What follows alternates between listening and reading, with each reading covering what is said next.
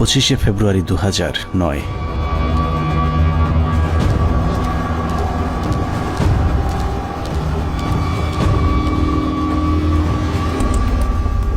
মহাজোট সরকার ক্ষমতায় আসার মাস দেড়েকের মাথায় বর্বরতম এক হত্যাকাণ্ডের মাধ্যমে ভেঙে দেয়া হয় সীমান্তে উঁচু করে যারা শত্রুর সামনে প্রাচীর হয়ে থাকত তাদের মেরুদণ্ড। বিডিআর সেনাবাহিনীর সমন্বয়ে গঠিত সুশৃঙ্খল একটি বাহিনীর মগজে বিষ বাষ্প ঢুকে উস্কে দেওয়া হয় হিংসা আর প্রতিশোধের আগুন। সেই আগুনেই পুড়েছে বিশ্বাস, আস্থা আর ভালোবাসায় তৈরি করা সাজানো গোছানো এক সুখের ঘর। পিলখানায় লাগা সে আগুনে শুধু যে 57 সেনা কর্মকর্তাই পুড়েছে তা নয়, সেই সাথে পুড়েছে কয়েক হাজার জওয়ানের সুখ, স্বপ্ন, সংসার। সীমান্ত অরক্ষিত করে ওদেরকে রক্ষিত করা হয়েছে কারারক্ষীদের ঘরে, যেই ঘরে দিন, মাস, বছর করে গুনে গুনে 15 বছর পার হয়েছে সীমান্ত রক্ষীদের। সেই থেকে ওপারের শত্রু যখন খুশি এপারে এসেছে কেউ তাদের বাধা দেয়নি, কারণ ওরাই ছিল আমাদের 1,44,000 বর্গ কিলোমিটার মানচিত্রের সীমানা প্রাচীর, যেই প্রাচীরে ক্ষত ধরিয়েই আমাদের মানচিত্রকে বিক্ষত করা হয়েছিল গেল 15টি বছর। মূলত 2009 সালের 25শে ফেব্রুয়ারি বিডিআরের হত্যাকাণ্ডই আমাদের গেল 15 বছরের ভাগ্য লিখে দিয়েছিল।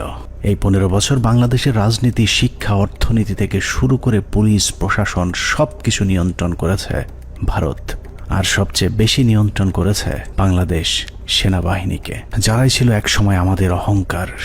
নারী, টাকা আর পদের লোভে সেনাবাহিনীর কিছু কর্মকর্তা তাদের মাথা বেচে দিয়েছিল ভারতের কাছে, যাদের পরিকল্পনাতেই খুন হয়েছিল দেশপ্রেমিক 57 জন সেনা কর্মকর্তা।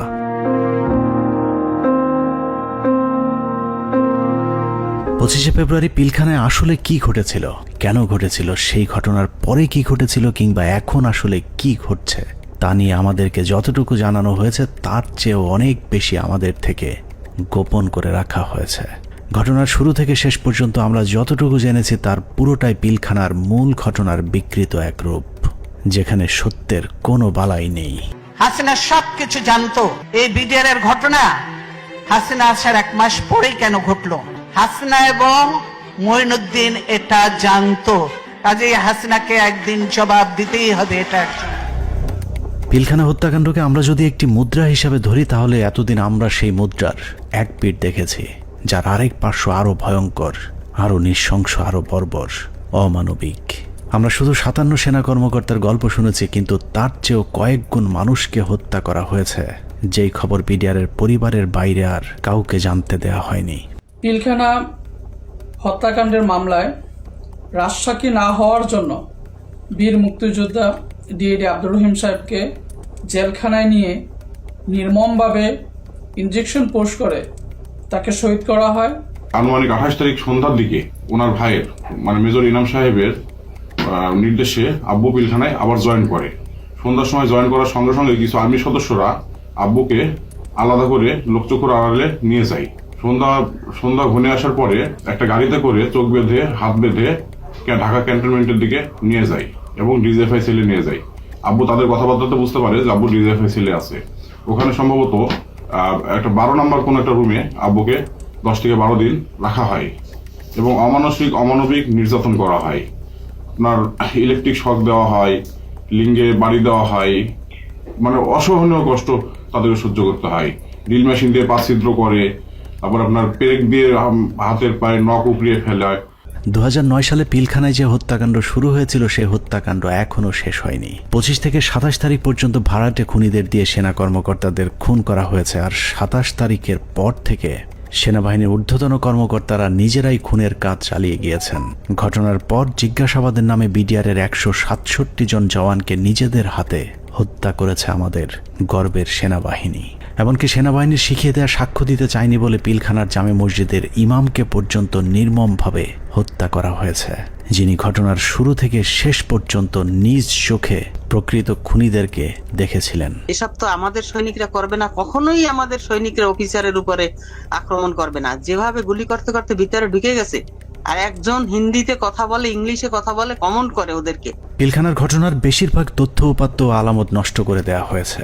তারপরেও চূড়ান্ত ঝুঁকি নিয়ে দেশপ্রেমিক কয়েকজন সেনা কর্মকর্তা অত্যন্ত গোপনীয়ভাবে কিছু গুরুত্বপূর্ণ তথ্য প্রমাণ নিজেদের সংগ্রহে রেখেছিলেন। বিডিআর হত্যাকাণ্ডের দিন বেঁচে যাওয়া কিংবা পিলখানার বাইরে থেকে বারবার ভেতরে ঢুকে অফিসারদের জীবন বাঁচানোর চেষ্টা করা অথবা যারা ঘটনার সুষ্ঠু তদন্তের ব্যবস্থা করতে চেয়েছিলেন এরকম একদল সেনা কর্মকর্তার সহায়তায় আমাদের আজকের অনুসন্ধানটি করা হয়েছে। দীর্ঘ সময় ধরে চলা আমাদের একান্ত প্রচেষ্টায় ঘটনার মূল রহস্য উদ্ঘাটনের সর্বোচ্চ চেষ্টা করা হয়েছে। তারা রাষ্ট্রের মানুষের সুন্দরভাবে একটা সেবা দেওয়ার জন্য দায়িত্ব নেয় নাই এবং মাত্র 1.5 মাসের মাথায় বিডিআর মতো একটা হত্যাযজ্ঞ তারা চালিয়েছিল পরিপূর্ণ রাষ্ট্র সহযোগিতায়, কারণ রাষ্ট্রকে পরিপূর্ণ এই সময় থামিয়ে রাখা হয়। এই জায়গা একটা বিশাল একটা কাজ করার জায়গা কমিশনের, যে এই পোস্টিং গুলা কাদের অর্ডারে হয়েছিল, কি ক্রাইটেরিয়াতে ওনাদেরকে তখন এইভাবে পোস্টেড করা হলো, কেন এত কুইক, মানে এই জিনিসটা তো সন্দেহের উদ্রেক করে, তাই না? যে 18 ইঞ্জিনিয়ার্স এর কর্নেল মেহেদী স্যার এত ইম্পর্টেন্ট সব কাজ করছিল। ওদেরকে যখন ক্লোজ অ্যারেস্ট করে রাখা হয় বা আয়নাঘরের থেকে নিয়ে ইসে রাখা হয়, মেস বিতে ক্লোজ অ্যারেস্ট করে রাখা হয়, তখন এই রেজানুর খান স্যারের সঙ্গে আমার বাবা দেখা করতে গেছিলেন যে আমার খোঁজ নেওয়ার জন্য।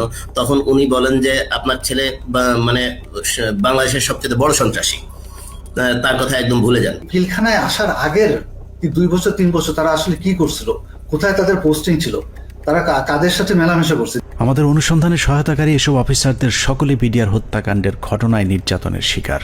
কেউ কেউ দীর্ঘ সময় গুমের শিকার, কেউ চাকরিচ্যুত হয়েছেন কিংবা জীবন বাঁচাতে চাকরি এবং দেশ ছাড়তে বাধ্য হয়েছিলেন। ডিজিএফআই কেন আমাদেরকে বাধা দিলেন, ও উল্টা আর আমাদের সাথে রাগ করলেন যে কেন তোমরা পলাতক এদেরকে ধরে নিয়ে আসলে, তাদের তো পালিয়ে যেতে দেওয়া হচ্ছিল অন্ধকার করে, লাইন কেটে যে তাদেরকে পালিয়ে যেতে দেওয়া হচ্ছিল। এই বিষয়টা অবশ্যই ওই সময় সমস্ত পত্রিকায় এসেছিল। আর 3 নাম্বার হচ্ছে যে এই যে এরা যে মানে বললো যে এরা ঠিক জানে না কে তাদের কমান্ড করছে, এই যে জিনিসটা সবার মুখ ঢাকা ছিল। সো কে কাকে কমান্ড করছে এটা তো চেহারা, যেমন আমার সৈনিক কিন্তু সবাইকে চিনে একটা ইউনিটের, আমি সবাইকে চিনি যে আমাকে অমুক স্যার এটা বলেছে। একে তো ওখানে হচ্ছে প্যারেড উপলক্ষে বিভিন্ন ইউনিটের সৈনিকরা এসেছিল, সবার মুখ ছিল বাধা, এই জন্য ওরা জানতো না যে কার কমান্ডে তারা কাজ করছে। সেনাবাহিনীর মধ্যম সারির এসব সেনা কর্মকর্তাদের সংগ্রহে থাকা কিছু গোপন অডিও ভিডিও ছিল আমাদের অনুসন্ধানের মূল পুঁজি। স্পর্শকাতর এসব তথ্য উপাত্ত নিয়ে আমাদের আজকের অনুসন্ধান।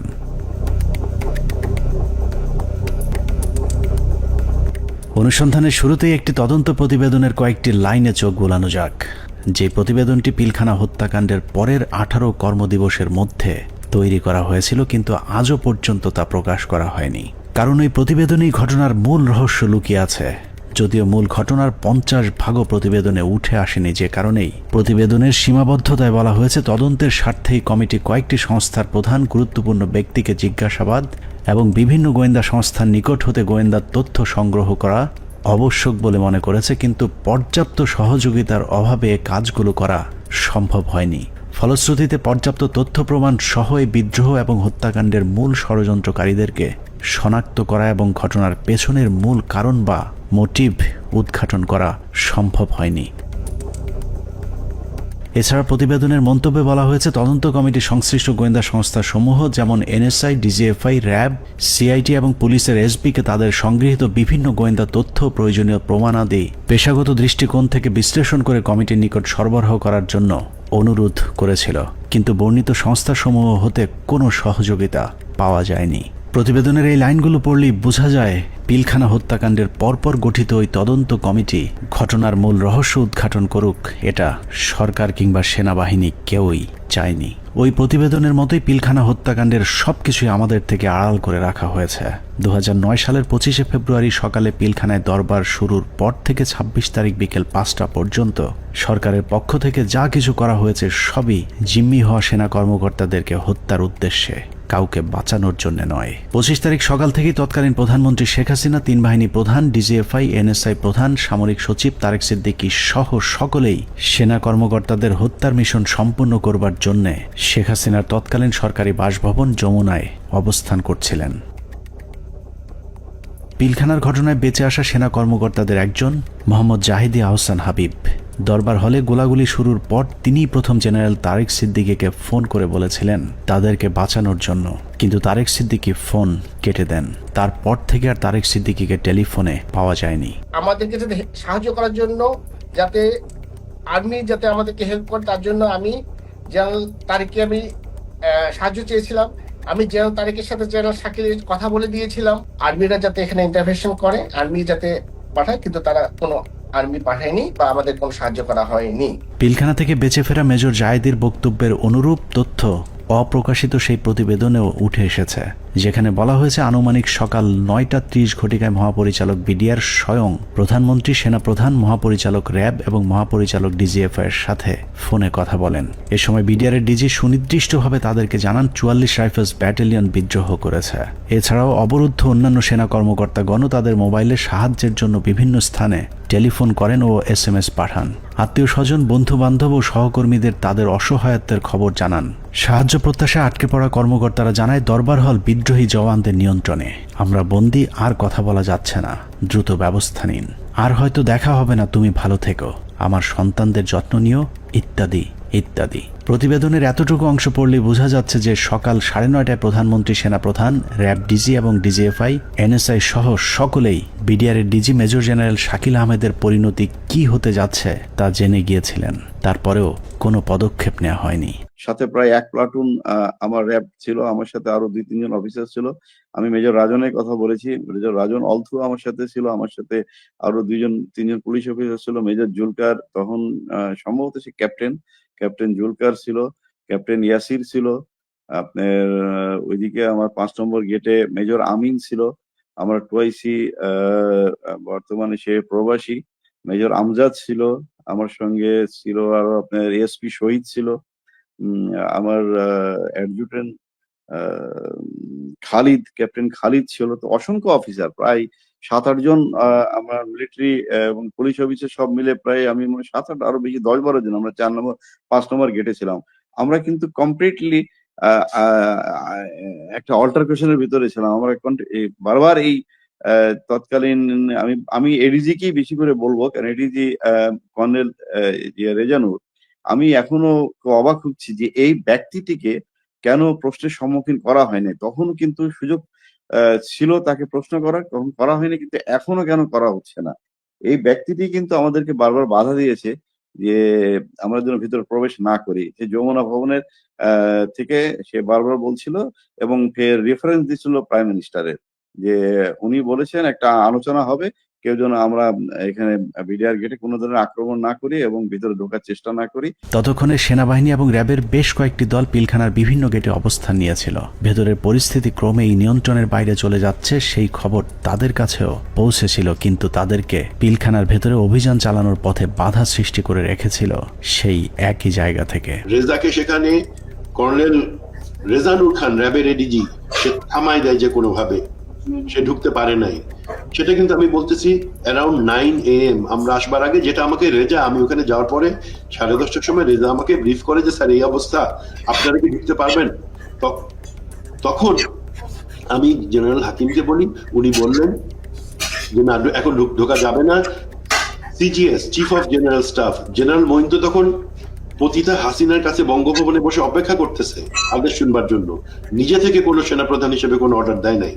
এখানে একটা জিনিস ক্লিয়ার করি, এই বিডিআর অপারেশনের সময় 3 জন, এটা তো আর্মির অ্যাকশন, এটা কোনো পলিটিক্যাল কোনো কিছু হওয়ার কথা না, 3 জনের কমান্ডের দায়িত্ব ছিল। একটা ছিল সেনাপ্রধান জেনারেল মঈনুল আহমেদ, সে যেহেতু হাসিনার সাথে বসে আছে গণভবনে, তখন কিন্তু যমুনায়, গণভবন না, যমুনায় বসে আছে। আর তার বর্তমানে chief of general staff major general সিনাইব জামালি, তার আদেশ দেওয়ার কথা, হ্যাঁ ভিতরে ঢুকো। আর অন দ্য স্পট কমান্ডার একজন। এখানে আমরা অনেক অফিসার ছিলাম, কিন্তু সবাই কমান্ডার দায়িত্ব সেখানে পায় না। নিয়ম অনুযায়ী ব্রিগেডিয়ার জেনারেল হাকিমের অন দ্য স্পট কমান্ডার, 3 জনের একজনের কাছ থেকে যদি আমরা আদেশ পাইতাম আমরা ভিতরে ঢুকতাম। অনুমতি দিচ্ছে করে চলতে থাকে কালক্ষেপণ। 9:30 থেকে শুরু করে 11টার মধ্যেই বেশিরভাগ অফিসারদের হত্যা করা হলেও কিছু কর্মকর্তা পালিয়ে যাবার কারণে হত্যার মিশন অসম্পূর্ণ থেকে যায়, যা শেষ করতে সময় লাগে পরদিন বিকেল 5টা পর্যন্ত। তবে দরবার হলের সামনের হত্যাকাণ্ড শেষে খুনিদের প্রথম দলকে বের করে দেওয়ার ব্যবস্থা করা হয়। 12:30 পিলখানার 3 নম্বর গেটের সামনে বিডিআর এর পক্ষ থেকে শতাধিক মানুষের একটি মিছিল বের করা হয়। এসব মিছিল থেকে বিডিআর জওয়ানদের দাবি দেওয়ার প্রতি সমর্থন ব্যক্ত করে জয় বাংলা, জয় বিডিআর, বিডিআর জনতা ভাই ভাই ইত্যাদি স্লোগান দেওয়া হয়েছিল। জয় বাংলা মিছিল করা ওই দলটি ভেতরে ঢুকার কিছুক্ষণ পর বেরিয়ে আসে সংখ্যায় দ্বিগুণ হয়ে। ধারণা করা হয় ওই মিছিলের মাধ্যমেই খুনিদের একটি অংশকে ভেতর থেকে নিরাপদে বের করে দেওয়ার সুযোগ করে দেওয়া হয়। যেখানে আর্মির অপারেশন, আর্মির করবার কথা, সেখানে বিভিন্ন আওয়ামী লীগের পলিটিক্যাল লোকজন ভিতরে ঢুকতেছে যাইতেছে। এর মধ্যে আমরা দেখতে পাচ্ছি আমাদের কাছে অফিসারদের কাছে বাইনোকুলার, তাপস, মির্জা আজম, নানক, শেখ সেলিম, এরা সবাই কিন্তু যাওয়া আসা করতেছে ভিতরে। এবং এর মধ্যে আবার দেখলাম কি ছাত্রলীগ যুবলীগ মিলে একটা মিছিল বলে ওই নিউ মার্কেটের গেট থেকে ঢুকলো, তারা 20-25 জন হবে। তারা ঢুকে ওইখানে কিছুক্ষণ, পুরাটা তার দেখা যায় না। আবার ঘন্টাখানেক পরে দেখলাম কি সেই মিছিল, তাদের হাতে কিন্তু আওয়ামী লীগের ব্যানার আছে। সেই মিছিল বের হয়ে যাচ্ছে, সেটা সংখ্যা হচ্ছে লোকের এখন 100 থেকে উপরে, 100-125 জন ঢুকছিল, 25 জন বাইরে হয়ে যাচ্ছে। সাথে সাথে আমরা সেটে যারা ছিল তাদেরকে জানালাম যে দেখো এই মিছিলটাকে আটকাও, এদের মধ্যে থেকে কিন্তু ভিতরে যারা কিলার তারা বের হয়ে তাদেরকে বের করে নিয়ে যাওয়া হইতেছে। বিডিআর কমপ্লেক্স যে ভিতরে যত সৈনিকরা ছিল তখন সবাই জাগো বললো, জাগো বলে যে যেদিকে পারলো বেরিয়ে চলে গেল। এটা হওয়ার কথা না। একটা ট্রেন সোলজার একটা এইভাবে পালিয়ে যেতে পারে না, যখন যতই গুলি হোক, কেননা তার কাছে কোনো অর্ডার আসেনি। এবং এই সময় কিছু অফিসারও কিন্তু পালিয়ে গিয়েছিল। তো আমাদেরকে বের করতে হবে হু অল অর, মানে ওই অফিসাররা কারা কারা। এই সময় পালানোর কথা না।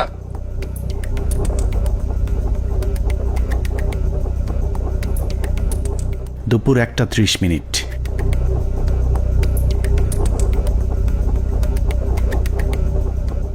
খুনের প্রথম পর্ব শেষ হবার পর শুরু হয় দ্বিতীয় পর্ব। বেলা বাড়ার সাথে সাথে দরবার হলে নৃশংস হত্যাযজ্ঞের খবর ছড়িয়ে পড়ে পুরো পিলখানায়। এতে অধিকাংশ বিডিআর সদস্যরা আতঙ্কিত হয়ে পড়েন।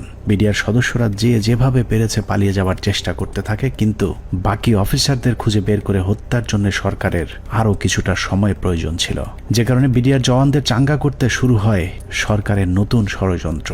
নাটকের এই পর্বে মঞ্চে আসে মুন্নি সাহা এবং জয় মামুন, যারাই প্রথম গুজব ছড়িয়ে দেন পিলখানায় অপারেশন ডাল ভাতের টাকা নিয়ে অসন্তোষের কারণেই বিডিআরের ডিজিকে জিম্মি করেছে বিডিআরের জওয়ানেরা। এর পরপরই সেনাবাহিনী নিয়ে নানা ধরনের উস্কানিমূলক তথ্য প্রচার করতে থাকে বিশেষ কয়েকটি গণমাধ্যম। অফিসারদের কি অবস্থা? অফিসার যারা ছিল দরবার হলে যারা ছিল তাদের কি অবস্থা? তারা অনেকে ভেঙে গেছে, অনেকে আমাদের জিম্মিতে আছে, তাদেরকে কিছু করা হয়নি। ওরা খুব ভালোভাবে জানে বিডিআর এর প্রতি কি অন্যায় অবিচার চলে। আপনাদের তো অনেক দিনের এটা ক্ষোভ, আজকে কেন, আজকে কোন পরিপ্রেক্ষিতে এটা করলেন? উনি বোঝেন না, উনি খালি আশা দেয়। এখন আমরা ওনাদেরকে আটক অবস্থায় রাখছি যাতে আমাদের দাবিগুলা মাননীয় প্রধানমন্ত্রী এবং স্বরাষ্ট্রমন্ত্রী আমাদের দাবি মানবেন। দেখছিলেন মুন্নি সাহার সঙ্গে বিশেষ। এ সময় নিজেদের লেখা বিভিন্ন ধরনের লিফলেট বিডিআরের নামে প্রচার করে গুজব ছড়াতে থাকে স্থানীয় আওয়ামী লীগের নেতাকর্মীরা। পিলখানার ভেতরেও ততক্ষণে বিডিআরের মাঝে ছড়িয়ে দেওয়া হয়েছে মিডিয়া এবং জনগণ আমাদের সাথে আছে।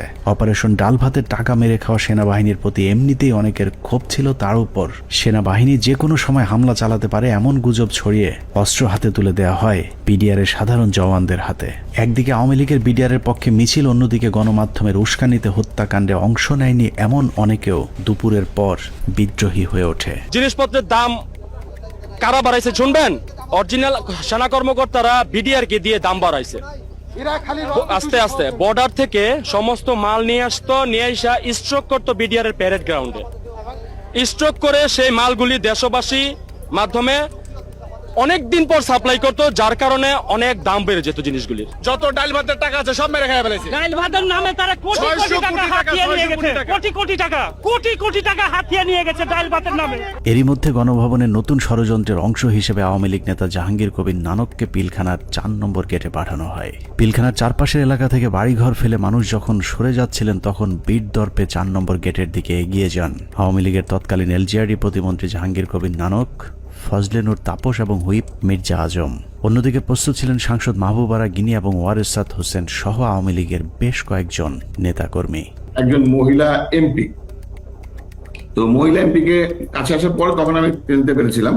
তো আর ওনাদের দুজনকে তো আমি চিনি। তো ওনারা এসে আসে দাঁড়ানোর পরে ফরজুল কারোর কাছে এসে মহিলারা জিজ্ঞেস করলেন যে আমি কি একটা সাদা পতাকা পেতে পারি? তো স্যার তখন পিছন দিকে ঘুরে তাকালেন, ঘুরে তাকিয়ে সৈনিককে জিজ্ঞেস করলেন যে তোমাদের কারোর কাছে কোনো সাদা পতাকা বা এরকম কোনো কিছু আছে কিনা। তো তৎপরবর্তীতে ওখান থেকে ওরকম সাদা পতাকা কোনো কিছু না পাওয়াতে উনি স্যার বললেন যে আমার কাছে একটা রুমাল আছে, এটা চলবে কিনা। উনি ওটা দিয়ে দিলেন, বাট উনারা এই সময় স্যার কিন্তু ওনাদেরকে জিজ্ঞেস করলেন যে আপনারা যে এখান দিয়ে যাবেন, তো ওখান থেকে গুলি হচ্ছে। তো তখন ওই মহিলা এমপি গিনি বলেছিলেন যে না, আমাদেরকে গুলি করবেন বা গুলি আসবেন আমাদের দিকে, আপনি এটা নিয়ে চিন্তা করবেন। তো এই জিনিসগুলো কিন্তু কিছু সিগনিফিকেন্ট জিনিস, তখন এগুলো অর্থ বুঝি নাই যে ওনারা এইভাবে এত কনফিডেন্ট কি। বাট এগুলো যেমন পরবর্তীতে জীবনে আসার পরে আমি বুঝতে পেরেছি যে আচ্ছা এইটার মানে তাহলে এই জিনিসটা দাঁড়ায়। আওয়ামী লীগের ওই প্রতিনিধি দলকে পেয়ে বিডিআর সদস্যরা মনে করেছিল তারা হয়তো বিডিআরকে বাঁচাতেই এসেছিল, কিন্তু এটাই ছিল বিডিআরের জন্য সবচেয়ে ভয়ঙ্কর ফাঁদ, যেই ফাঁদে পা দেয় পিলখানা হত্যাকাণ্ডের পুরো দায় বিডিআরের উপর চলে আসে। পিলখানা 4 নম্বর গেটে যখন নানক আজমদের নেতৃত্বে আওয়ামী লীগের একটা দল পিলখানার ভেতরে পৌঁছায়, তখন বিডিআরের পোশাক পরা কিছু লোক তাদের সাথে বেশ কিছুক্ষণ কথাবার্তা বলেন। তাদের মধ্যে কি কথা হয়েছে সেটা জানা না গেলেও এর পরপরই বিডিআরের কয়েকজন ব্যক্তিকে সামনে নিয়ে আসা হয় যাদের নাম এর আগে কখনো শোনা যায়নি। তাদের মধ্যে একজন ডিএডি তৌহিদ, যাকে আমরা পিলখানা হত্যাকাণ্ডের কথিত মূল হোতা হিসেবে এতদিন ধরে জেনে এসেছি। নানক আজমদের সাথে বৈঠক করা ওই দলটি ডিএডি তৌহিদ সহ কয়েকজন ডিএডিকে খুঁজতে থাকেন। বিডিআরের পোশাক পরা ওই দলটি ডিএডি তৌহিদের পিলখানার বাসায় গিয়ে তৌহিদের সন্ধান চেয়েছিলেন, কিন্তু বিডিআরের পোশাক পরা থাকলেও ডিএডি তৌহিদ সেনাবাহিনী নাকি বিডিআরের কর্মকর্তা সেটাও তারা জানতেন না। আমার বাসার সামনে নেম প্লেট ছিল তৌহিদ লেখা। জিজ্ঞেস করতেছে যে তৌহিদ উনি কি বিডিআর না আর্মির? আমি বলছি উনি বিডিআর এর। র্যাঙ্ক কি? ডিএডি। ডিএডি কি আর্মির না বিডিআর এর? মানে ওনারা এটাও চিনে না যে ডিএডি র্যাঙ্ক আর্মি বিডিআর এ হয়। বুঝেন তাহলে ডিএডি তৌহিদের পরিবারকে ভয়ভীতি দেখিয়ে তার অবস্থান জানা হয়। এরপরই প্রথমবারের মতো দৃশ্যপটে আসেন ডিএডি তৌহিদ, ডিএডি আব্দুর রহিম সহ বেশ কয়েকজন বিডিআরের সৈনিক, যাদেরকে বিডিআর বিদ্রোহের নেতা পরিচয় দিয়ে নিয়ে যাওয়া হয় প্রধানমন্ত্রীর সাথে বৈঠকে। বেলা 3:40 বিডিআরের 14 দলের একটি প্রতিনিধি দল শেখ হাসিনার বাসভবন যমুনায় প্রবেশ করেন। পিলখানা হত্যাকাণ্ড নিয়ে করা গোপন সেই প্রতিবেদনে উল্লেখ করা হয়েছে, বিডিআরের ওই প্রতিনিধি দলটি যমুনায় শেখ হাসিনার সাথে বৈঠকের সময় সেখানে আর কাউকে থাকতে দেওয়া হয়নি। অর্থাৎ পিলখানার ভেতরে সেনা কর্মকর্তাদের ভাগ্যে কি ঘটেছিল সেই খবর একমাত্র শেখ হাসিনাকেই জানানো হয়েছিল। যমুনায় বৈঠক শেষে বিডিআরের প্রতিনিধি দল গেটের বাইরে আসার পর অপেক্ষমান সাংবাদিকদের সাথে কথা বলেন। সেখানে নানান প্রশ্নের জবাব দেওয়ার পর ভেতরে কতজন শহীদ হয়েছেন সেটা নিয়ে জিজ্ঞেস করতেই ডিএডি তৌহিদকে সেখান থেকে সরিয়ে নিয়ে যায় জাহাঙ্গীর কবির নানক।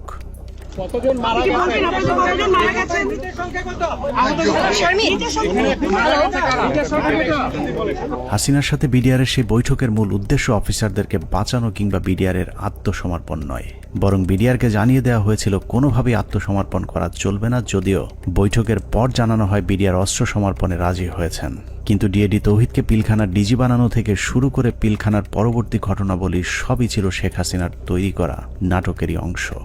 মাননীয় প্রধানমন্ত্রী তাদের আবেদনের পরিপ্রেক্ষিতে, বিডিআর সদস্য ভাইদের আবেদনের পরিপ্রেক্ষিতে আজকের ঘটনার সাধারণ ক্ষমা ঘোষণা করেছেন।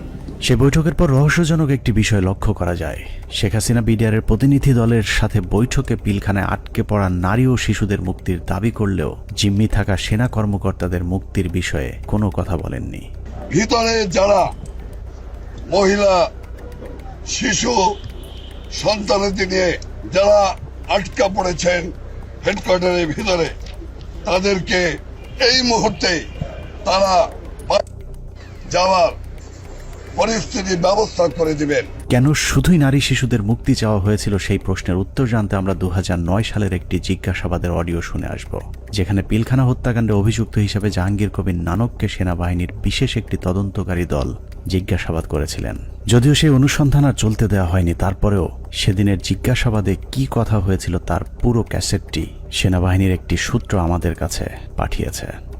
এত বড় একটা নেগোসিয়েশন হলো, ডিজি এবং অফিসার বা ফ্যামিলিদের বেরিয়ে আসার ব্যাপারে কোনো আপনার স্টেটমেন্ট তো ছিল না, বা না বলছি যে আপনার মানে এটা নেগোসিয়েশন ডিলের মধ্যে এটা হলো না কেন, যে ঠিক আছে তোমরা এটা রাখো, এটা ছাড়ো, অস্ত্র দাও, এই কন্ডিশন সবাইকে ছেড়ে দিল না, তাহলে তো কেউ যাবে নিয়ে আসবে বা ডিজির সাথে কথা হবে, আচ্ছা ঠিক আছে সাধারণ ক্ষমা হবে, কিন্তু তার আগে আমি ডিজির সাথে কথা বলে সেই পরিপ্রেক্ষিতে কিন্তু ওনারা ঢুকলেন মাননীয় স্বরাষ্ট্রমন্ত্রী মহোদয়। না ওইটা আমি বলতেছি যখন সাধারণ ক্ষমা ঘোষণার আগে লাস্ট একটা কন্ডিশন হওয়া উচিত ছিল যে আমি ডিজি যেহেতু আটকাছে বলতেছো, সুতরাং তোমাদের কাউকে পাঠাও, ডিজির সাথে আমি কথা বলে নিশ্চিত হতে চাই। মানে তখন কিন্তু অলরেডি দেশের 16 কোটি মানুষ কোনো না কোনো ভাবে আন্দাজ করে ফেলছে যে ডিজি মারা গেছে। 4টার সময় প্রাইম মিনিস্টার অফিসে যখন আলাপ হয়, তা এই আলাপের মধ্যে ডিজির মৃত্যুর বিষয়টা আসলো না কি করে, বা অল ইন্টেলিজেন্স সোর্সেস মিস করলো কি করে, যে আপনার কোনো প্রেস ব্রিফিং এও এটা আসলো না অফিসার কথা ফ্যামিলি? সরি, আসছে। আমি এই যে সেটা আমার কাছে আপনার প্রেস ব্রিফিং এ শুধু জিম্মির ব্যাপার আসছে, বা ডিজি বা তার অন্যান্য অফিসারদের রিলিজের ব্যাপার যারা আটক আছেন তাদেরকে পার্টিকুলার ডিজির কথা বলা হয়নি স্যার।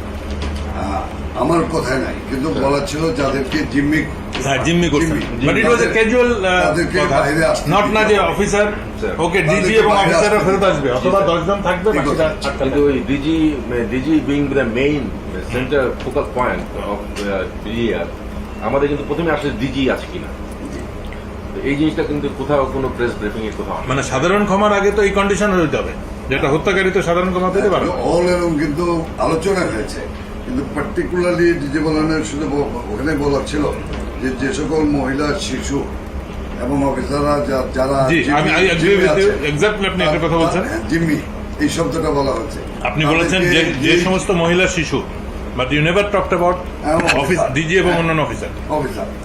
স্যার, আমি আপনাকে আপনার ভিডিও ক্লিপটা শোনাতে চাচ্ছি, একটু দেখেন। সেনা কর্মকর্তাদের মুক্তি না চাওয়াটা কোনো ভুলবশত ঘটনা নয়, বরং শেখ হাসিনা জানতেন ওইসব কর্মকর্তাদেরকে এরই মধ্যে হত্যা করা হয়েছে, যে কারণেই তাদের মুক্তি না চেয়ে বরং নিহত সেনা কর্মকর্তাদের লাশ গুম এবং বেঁচে যাওয়া বাকি কর্মকর্তাদের খুঁজে খুঁজে মারার জন্য আরও কালক্ষেপণ করা হয়েছিল। সে কারণে বৈঠক শেষে বিডিআরের সদস্যরা পিলখানায় যাবার পর আবারও নতুন করে গোলাগুলি শুরু হয়। অপ্রকাশিত ওই প্রতিবেদনে বলা হয়েছে, এ সময় বিদ্রোহীরা তাদের অপকর্মের সুবিধার্থে পিলখানার অভ্যন্তরে বিশেষ বিশেষ স্থানে বিদ্যুৎ নিভিয়ে দেয়, কিন্তু সরকারের পক্ষ থেকে ওইসব এলাকায় বিকল্প ব্যবস্থায় আলোকিত করার কোনো ব্যবস্থা করা হয়নি এবং তদন্তকারী দল এ ব্যাপারে কোনো সদুত্তরও দেয়নি। প্রতিবেদনের পরের অংশে অত্যন্ত গুরুত্বপূর্ণ কিছু তথ্য দেওয়া হয়েছে, যেখানে বলা হয়েছে সরকার ঘোষিত সিদ্ধান্ত ও আলোচনার প্রেক্ষিতে পিলখানার ভেতরে আটককৃত অফিসার ও তাদের পরিবারের সদস্যদের বের করে আনার সুযোগ হতে পারে, এ চিন্তায় ডিএমপির 10টি ট্রাক ও 10টি বাস 4 নম্বর গেটের সামনে নিয়ে যাওয়া হয়। সেই 10টি ট্রাক ও 10টি বাসে করে কাদেরকে নেওয়া হয়েছিল সেই প্রশ্নের উত্তর পাওয়া গেলেই অনেক কিছু পরিষ্কার হয়ে যাবে।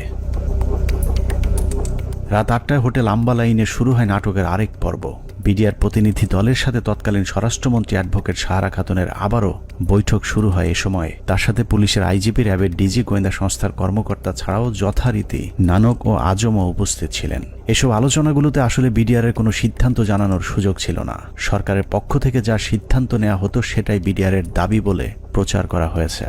ওই মিটিং শেষে গণমাধ্যমকে আবারও জানানো হয় বিডিআর অস্ত্র সমর্পণে রাজি হয়েছেন, তবে সেনাবাহিনীর কাছে নয়, তারা পুলিশের কাছে অস্ত্র সমর্পণ করবেন। কথা মতো রাত 1টায় স্বরাষ্ট্রমন্ত্রী সাহারা খাতুন, আইন প্রতিমন্ত্রী অ্যাডভোকেট কামরুল ইসলাম এবং পুলিশের মহাপরিদর্শক সহ আওয়ামী লীগের কয়েকজন নেতাকর্মী একটি বিশেষ গাড়ি যোগে পিলখানার ভেতরে প্রবেশ করেন।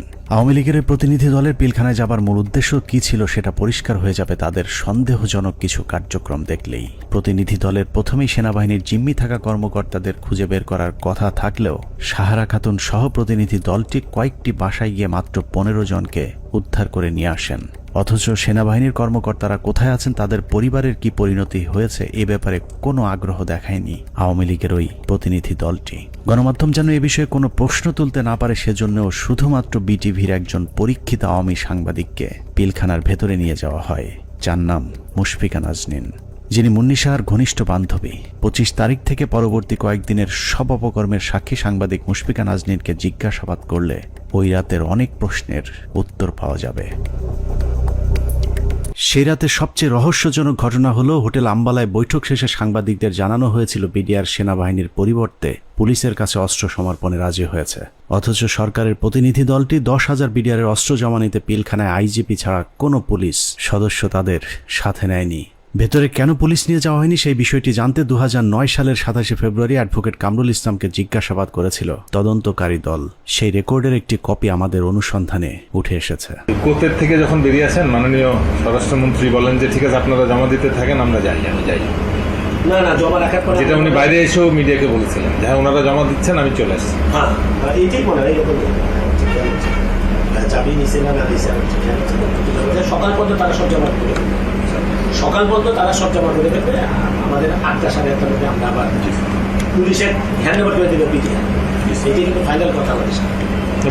সকালে আমরা গেছি মানে পুলিশকে হ্যান্ড ওভার করবে, কিন্তু কোনো পুলিশ যায়নি ভিতরে। সকালে তো পুলিশ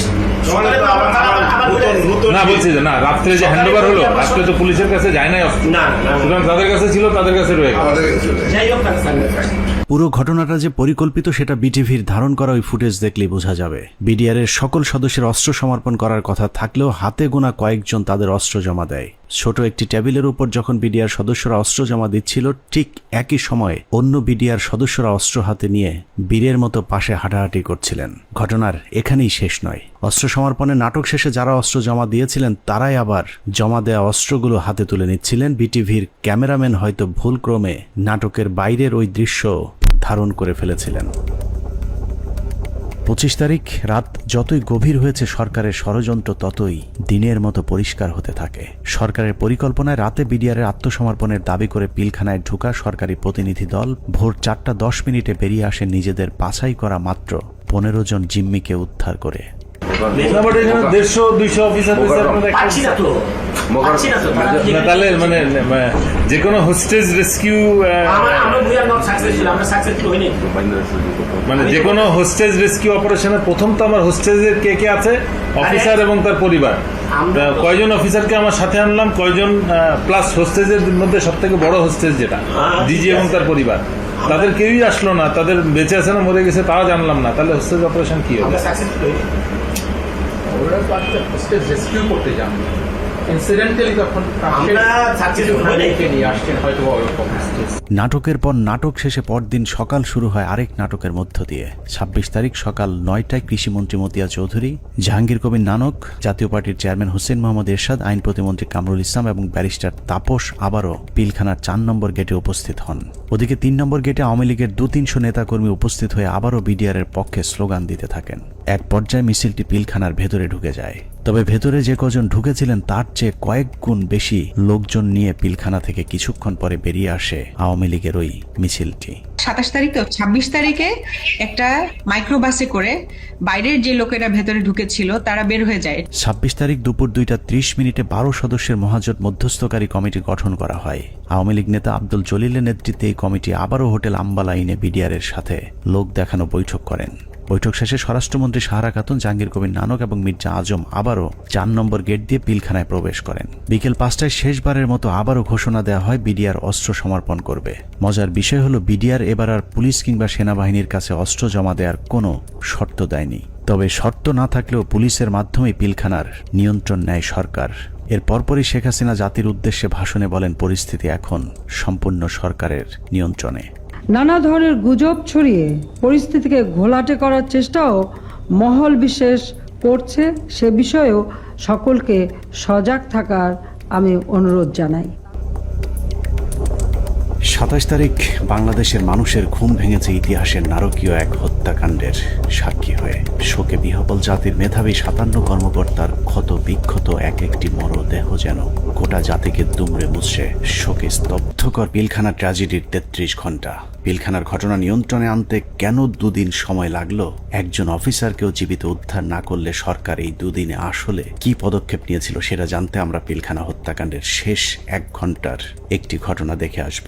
27 তারিখ বিকেল 5টায় বিডিআরের অস্ত্র সমর্পণের ঘণ্টাখানেক আগে শেখ তাপসের নেতৃত্বে একটি দল শেষবারের মতো মাইকিং করে জীবিত কেউ থাকলে বের হয়ে আসার অনুরোধ করেছিলেন। মাইকিং শুনে যেসব সেনা কর্মকর্তারা জীবন বাঁচাতে গাড়ির কাছে গিয়েছিলেন তাদের একজন ক্যাপ্টেন তানভীর, যার লাশ এখনো খুঁজে পাওয়া যায়নি। আমাদের হাতে আসা একজন সিপাহীর জিজ্ঞাসাবাদের একটি রেকর্ডে ক্যাপ্টেন তানভীর সম্পর্কে গুরুত্বপূর্ণ তথ্য পাওয়া গেছে। উনি হচ্ছেন আমাদের এমপি তাপস। তখন উনি আমার দিকে বড় বড় করে চোখ থেকে তাকালেন, এমপি তাপস। ওনাকে বলছে ঠিক আছে তাহলে গাড়িতে উঠে। আমি বললাম স্যার আমাকে নিয়ে যান, আমি এখানে একা কি করবো? বলছে না তুমি 1 নম্বর গেট দিয়ে, তারপরে বলতো যে 1 নম্বর গেট দিয়ে তুমি বাইরে চলে যাও। বুঝলাম ওনাকে গাড়িতে উঠে নিয়ে চলে যাবে। এর মধ্যে তাদের স্যার আমার ঘাটে হাত রাখে, একে বলে মনে তুমি কোনো চিন্তা করো না, তুমি বাসা চলে যাও। চলে গেলেন গাড়ি নিয়ে, আমি চলে আসলাম। অনুসন্ধানে জানা যায় বিডিআর সৈনিকদের জিজ্ঞাসাবাদের সময় গোপনে রেকর্ড করা এই বক্তব্যটি সিপাহী মুহিতের, যিনি বিডিআর হত্যা মামলার 70 নম্বর আসামি। জিজ্ঞাসাবাদের সময় একজন সেনা কর্মকর্তার কাছে সিপাহী মুহিত ক্যাপ্টেন তানভীরের ভাগ্যে আসলে কি ঘটেছিল তার বিশদ বর্ণনা দিয়েছেন। কোনোভাবেই কিছু হয় না। উনি এখান থেকে ফোনে কথা বললেন, আমার মোবাইলে কথা বললেন 2 বার। জায়গায় স্যার স্যার বললেন, আরেক জায়গায় চুরি করে কথা বললেন।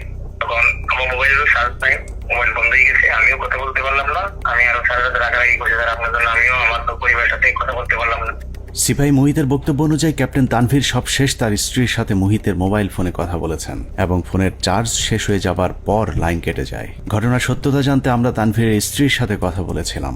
তানভীরের স্ত্রীও ঠিক মুহিতের মতো একই বক্তব্য দিয়েছেন। ফোনে কথা বলতে বলতে কি ফোন কেটে গিয়েছিল, এরকম কিছু মনে করতে পারেন?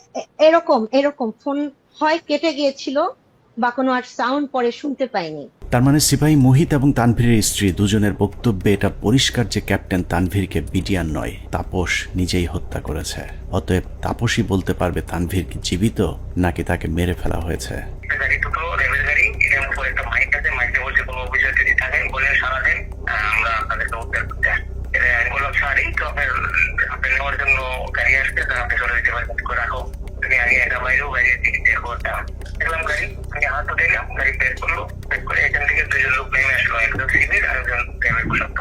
আমাকে বললো যে কি করছে, এখানে একজন অফিসার আসে, এটা আসলো, আসা করে জিজ্ঞেস করলো যে আপনি কে?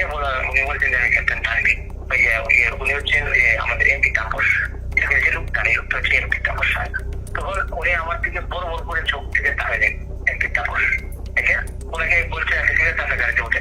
সূত্র জানিয়েছে মুহিতের জিজ্ঞাসাবাদের এই রেকর্ডটি সিআইডিতে থাকাকালীন সেনাবাহিনী এবং র্যাবের কয়েক দফা জিজ্ঞাসাবাদ শেষে মুহিতকে সিআইডিতে জিজ্ঞাসাবাদের সময় মুহিত বলেন, আমার কোনো দোষ নেই, আমার অপরাধ একটাই, তা হলো জিজ্ঞাসাবাদে আমি ক্যাপ্টেন তানভীরকে তাপসের গাড়িতে তুলে দেওয়ার কথা সেনাবাহিনীর কর্মকর্তাদেরকে জানিয়েছিলাম। কোনো একটি জিজ্ঞাসাবাদের সময় তাপস নিজে উপস্থিত থেকে মুহিতকে নির্যাতন করেছেন বলেও অভিযোগ করতে শোনা যায় সিপাহী মুহিতের ওই গোপন রেকর্ডে।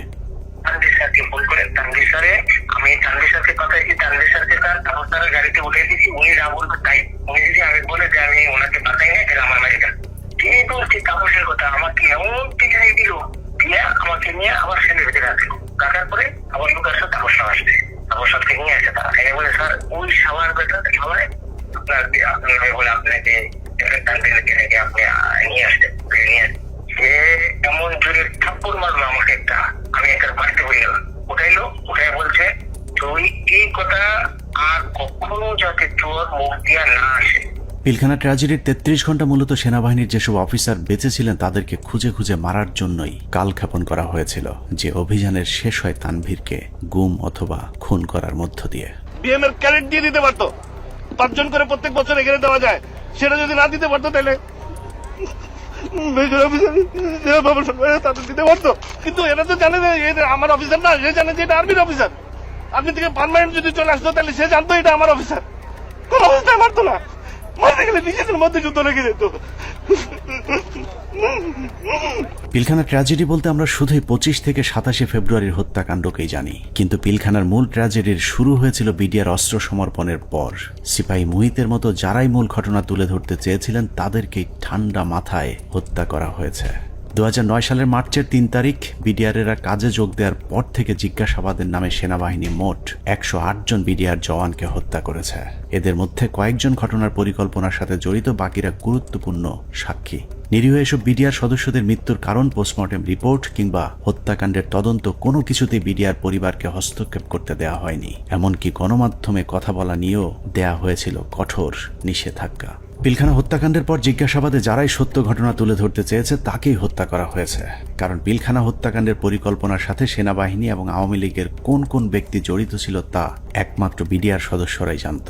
যে কারণে বিডিআরের গুরুত্বপূর্ণ সাক্ষীদেরকে জিজ্ঞাসাবাদের নামে নির্মমভাবে হত্যা করা হয়। আমি কেন 16 বছর জেল খাটলাম, এই জেল খাটার যে কারণ, এই কারণ আজ পর্যন্ত আমি আবিষ্কার করতে পারি নাই। আমার কাছে অত্যন্ত আশ্চর্যের কোয়েশ্চেন ছিল যে একটা নিরপরাধ মানুষকে কিভাবে 16টা বছর একটা দেশের বিচার বিভাগ আটকিয়ে রাখতে পারে। পিলখানার ভিতরে হত্যাকাণ্ডের সময় ভাই একটা পরিষ্কার একটা ছাই রঙের একটা পিক আপ ছিল। আমার সেলিম যেটা বলে, স্যার আমাদের মারার কোনো পরিকল্পনা ছিল না। দেখেন আমিও ইনজুর্ড, মানে রিকোয়েস্টেড গুলি তার হাতে লেগেছিল, আমাকে দেখাইছি, আমি দেখছি, তার কাছে কাগজও ছিল। তো আমি বললাম যে তুমি তো সবারে কাম 1 বাই 1 বললাম, তোর ঘটনা এটা কেন? তো স্যার আমরা তো এর মধ্যে ছিলাম না, আমার কথা ছিল আমাদের পরিকল্পনা একরকম ছিল, এখানে এটা ছিল না। কিন্তু বাইরে থেকে একটা পিক আপ আসে, এই পিক আপ থেকে গুলি করে। তো সেখানে তো স্যার আমাকেও চিনে না, ওই ছাত্রদের এক লাইনে ছিল, তো গুলিটা ছাত্রের গায়ে লাগে, ওই গুলির একটা অংশ আমার গায়ে লাগে। এইটা করে সম্পূর্ণ বহিরাগত। আমি বিশ্বাস করি এটা ভারত থেকে আসা, যাদেরকে পরে সুন্দর করে পার করে দেওয়া হয়। একটা অংশ চলে যায় গাড়িতে করে আসাদুজ্জামান নূর এলাকার ওই এলাকা দিয়ে, আরেকটা অংশ যায় বিমানে। এই অংশটাকে ফলো করে ডিজিএফআই, তাদেরকে ঢুকতে দেওয়া হয়নি এয়ারপোর্টে। আমি সেটা বেড়ে যায় অ্যাম্বুলেন্সের মাধ্যমে, আঞ্জুমান মফিজের অ্যাম্বুলেন্সের মাধ্যমে চলে যায়। তো এটা সম্পূর্ণ বহিরাগত পরিকল্পনা। সহযোগিতা করে আমাদের কিছু সেনাবাহিনী অফিসার, ভিতরে ছিল কর্নেল শামস, তার ব্যাটালিয়নের সদস্য, আর বাইরে তো বললাম রেজানুর কাজ করে নাই।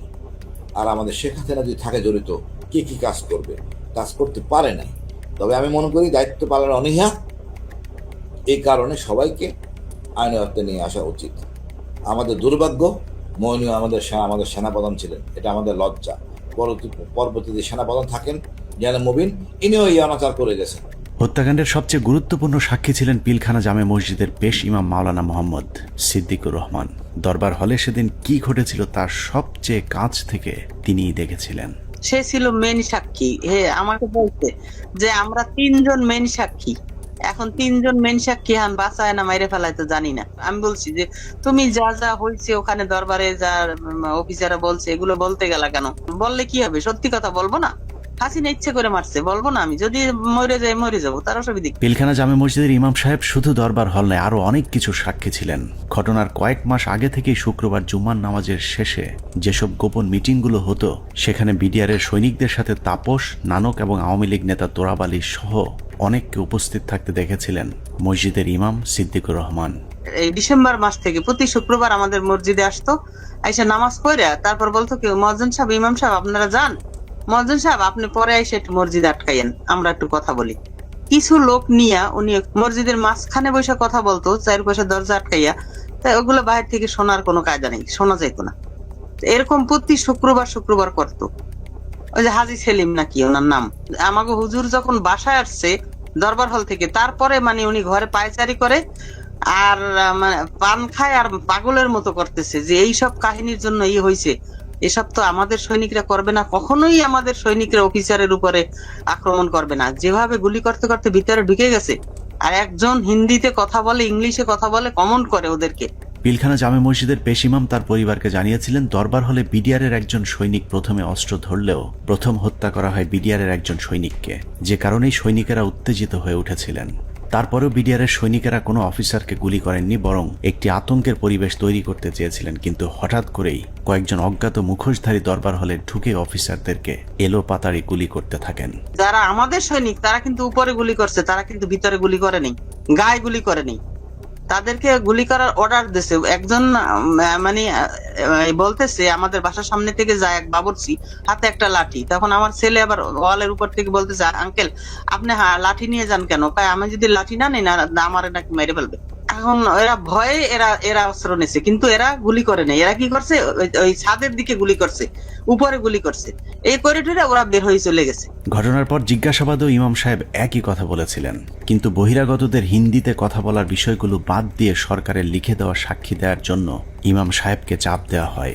কিন্তু ইমাম সাহেব সেই চাপে মিথ্যা সাক্ষী দিতে রাজি হননি, যে কারণে তার উপর শুরু হয় শারীরিক এবং মানসিক নির্যাতন। আমাকে স্টেটমেন্ট ওখানে চেঞ্জ করতে বলছে, আপনার স্টেটমেন্ট সবগুলো ডিলিট করে আমরা নতুন যেটা বলবো সেইটা আপনি দেবেন, সেই বয়ান রেকর্ড করব।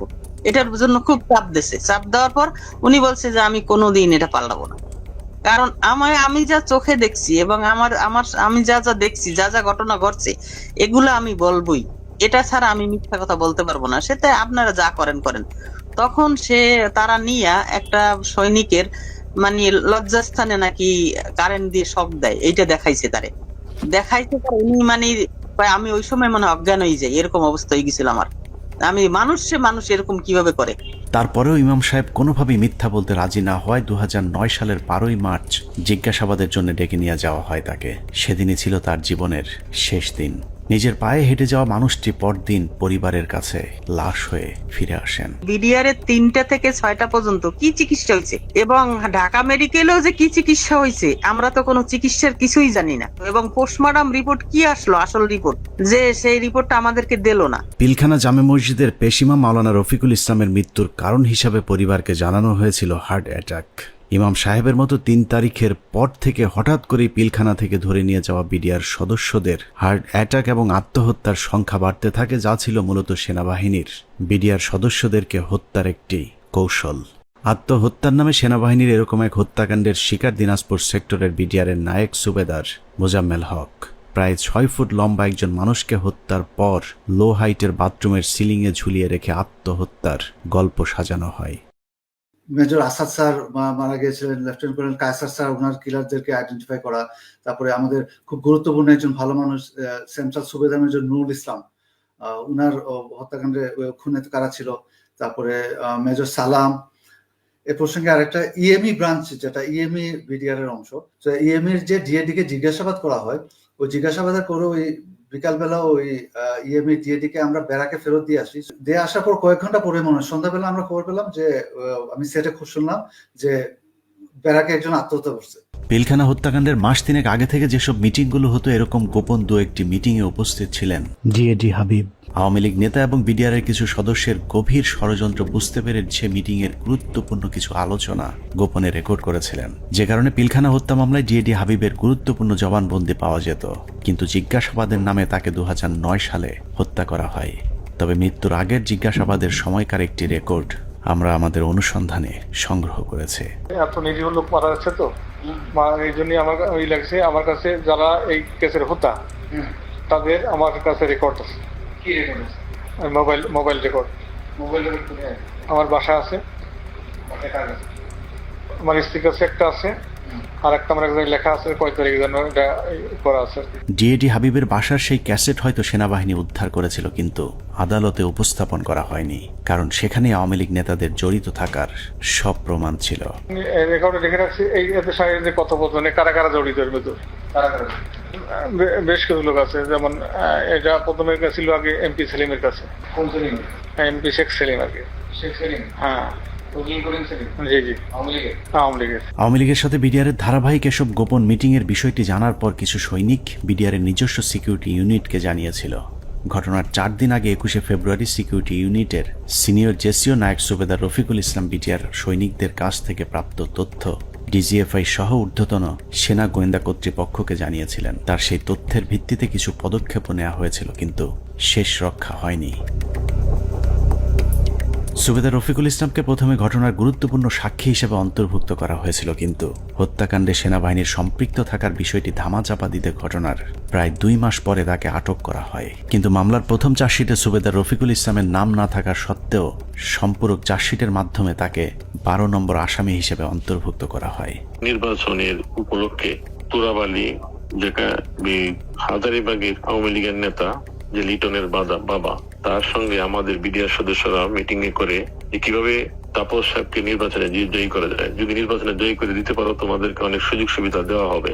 এর উপর বিশেষ করে আমাদের কিছু সদস্য তাপসের বাসায় যায় এবং সেখানে তাপস তাদেরকে তার নির্বাচনী কাজকর্ম করার কথা বলে এবং তাদের যে সমস্ত তারা কিছু দাবি দেওয়া পেশ করে, সেই দাবি দেওয়া গুলা পুরা করা হবে বলে তাদেরকে আশ্বাস দেয়।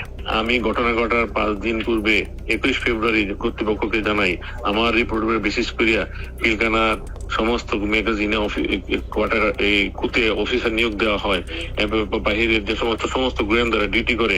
আমি পৃথিবীর ইতিহাসে নজির নাই যে কোনো ঘটনা ঘটার 5 দিন আগে রিপোর্ট দেয়। সেই রিপোর্ট আমি দিছি যে ঘটনা ঘটবে এবং কারা কারা জড়িত।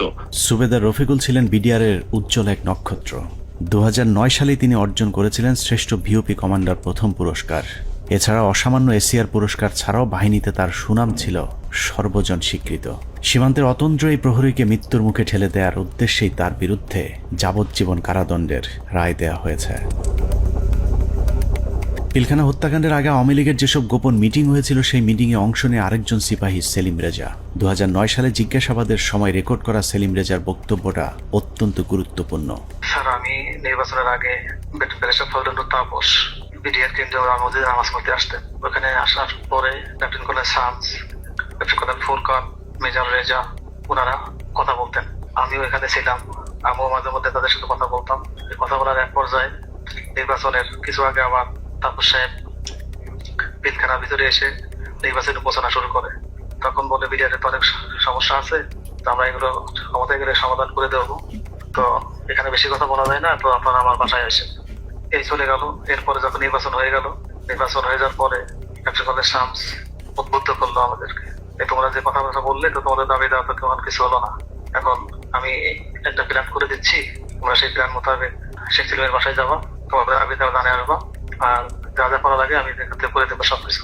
জিজ্ঞাসাবাদে সেলিম রেজা জানিয়েছিলেন তাপস সেলিমদের সাথে গোপন বৈঠকে বিডিআর সদস্যদেরকে বলা হয়েছিল দরবার হলে শুধুমাত্র বিডিআর ডিজিকে জিম্মি করলেই শেখ হাসিনা তাদের সব শর্ত মেনে নেবেন। কিন্তু দরবার হলে যখন অফিসারদেরকে গুলি করে হত্যা করা শুরু হয় তখন সেলিম রেজা বহিরাগত খুনিদের বিরুদ্ধে অস্ত্র তুলে ধরেছিলেন, যে কারণে তিনিও গুলিবিদ্ধ হন। পিলখানার ঘটনায় সেলিম রেজার গুলিবিদ্ধ হয়ে হাসপাতালে ভর্তি হবার প্রমাণও আমাদের কাছে রয়েছে।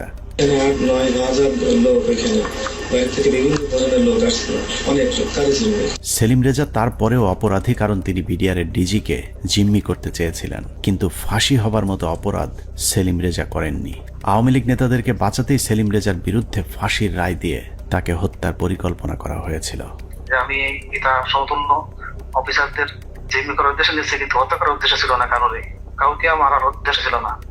তো সেই তখন ওই মুহূর্তে আমি তাদেরকে সেভ করতে পারি, বাঁচাতে পারিনি। এরপরে এসকালার গাড়ি থেকে যারা ছিল তাদের চুল লম্বা লম্বা ছিল, পরশুরাম দেওয়ান আমাকে দেশের কোনো সহি বলে আমার মনে হচ্ছিল না।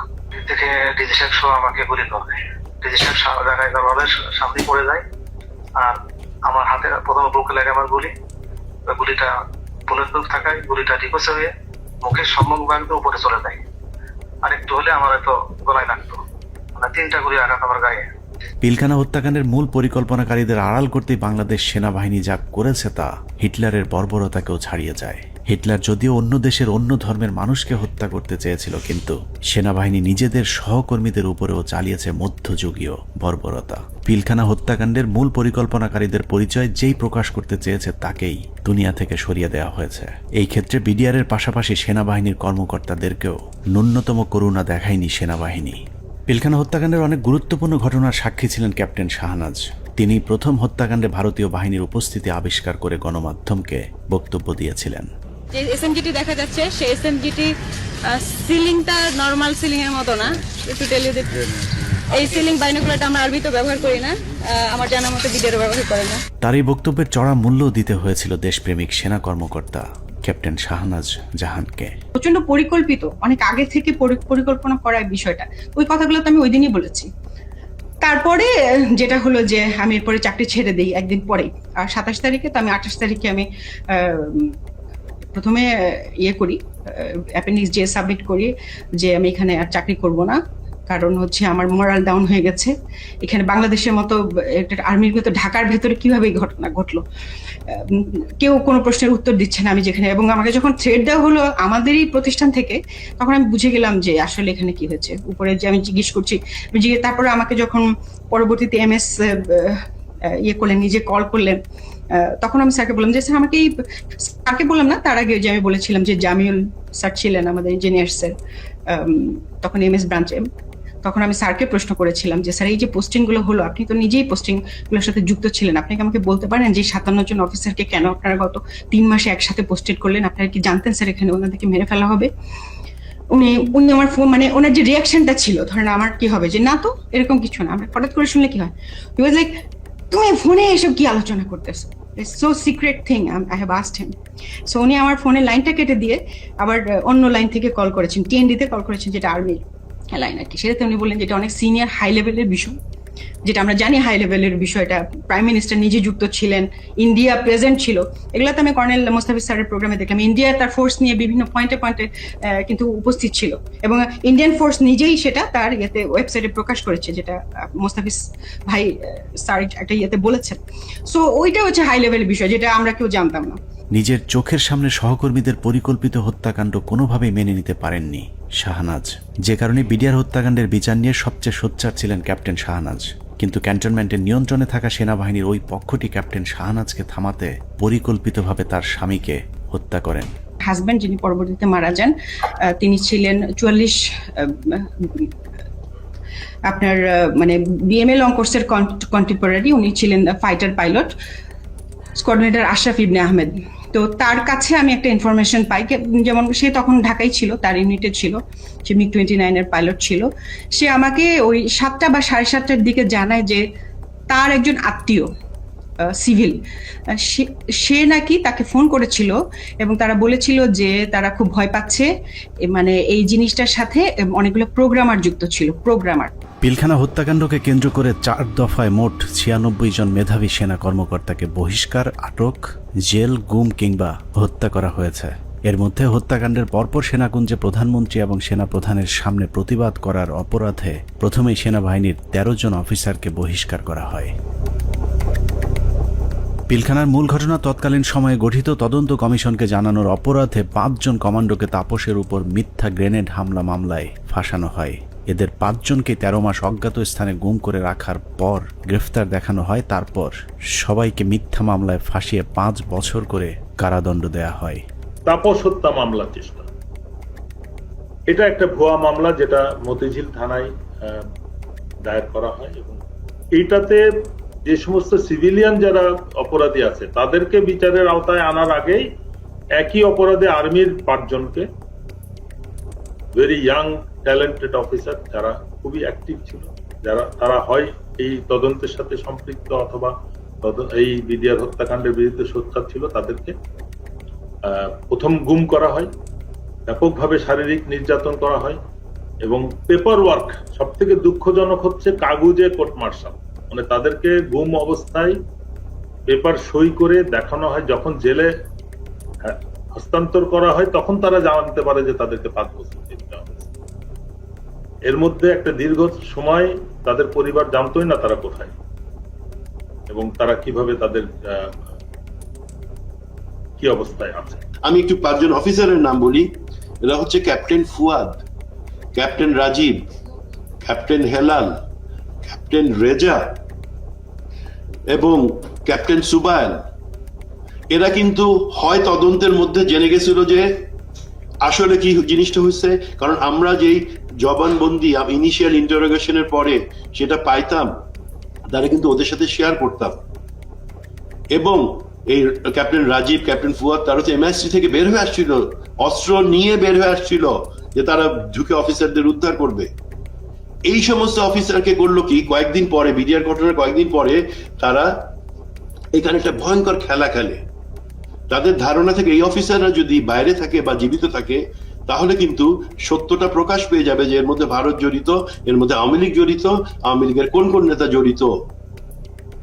হঠাৎ করে ডিবির মনিরুল ইসলাম এবং র্যাবের তখন লেফটেন্যান্ট কর্নেল জিয়াউল হাসান, খুনি জিয়াউল হাসান, তারা প্রথম আলোর সাথে মিলে একটা চক্রান্ত করলো। চক্রান্তটা কিভাবে, এই যে 5 জন অফিসারের নাম বললাম তারা কিন্তু তখন বিভিন্ন দপ্তরে চাকরি করতেছে, তদন্তে সাহায্য করতেছে।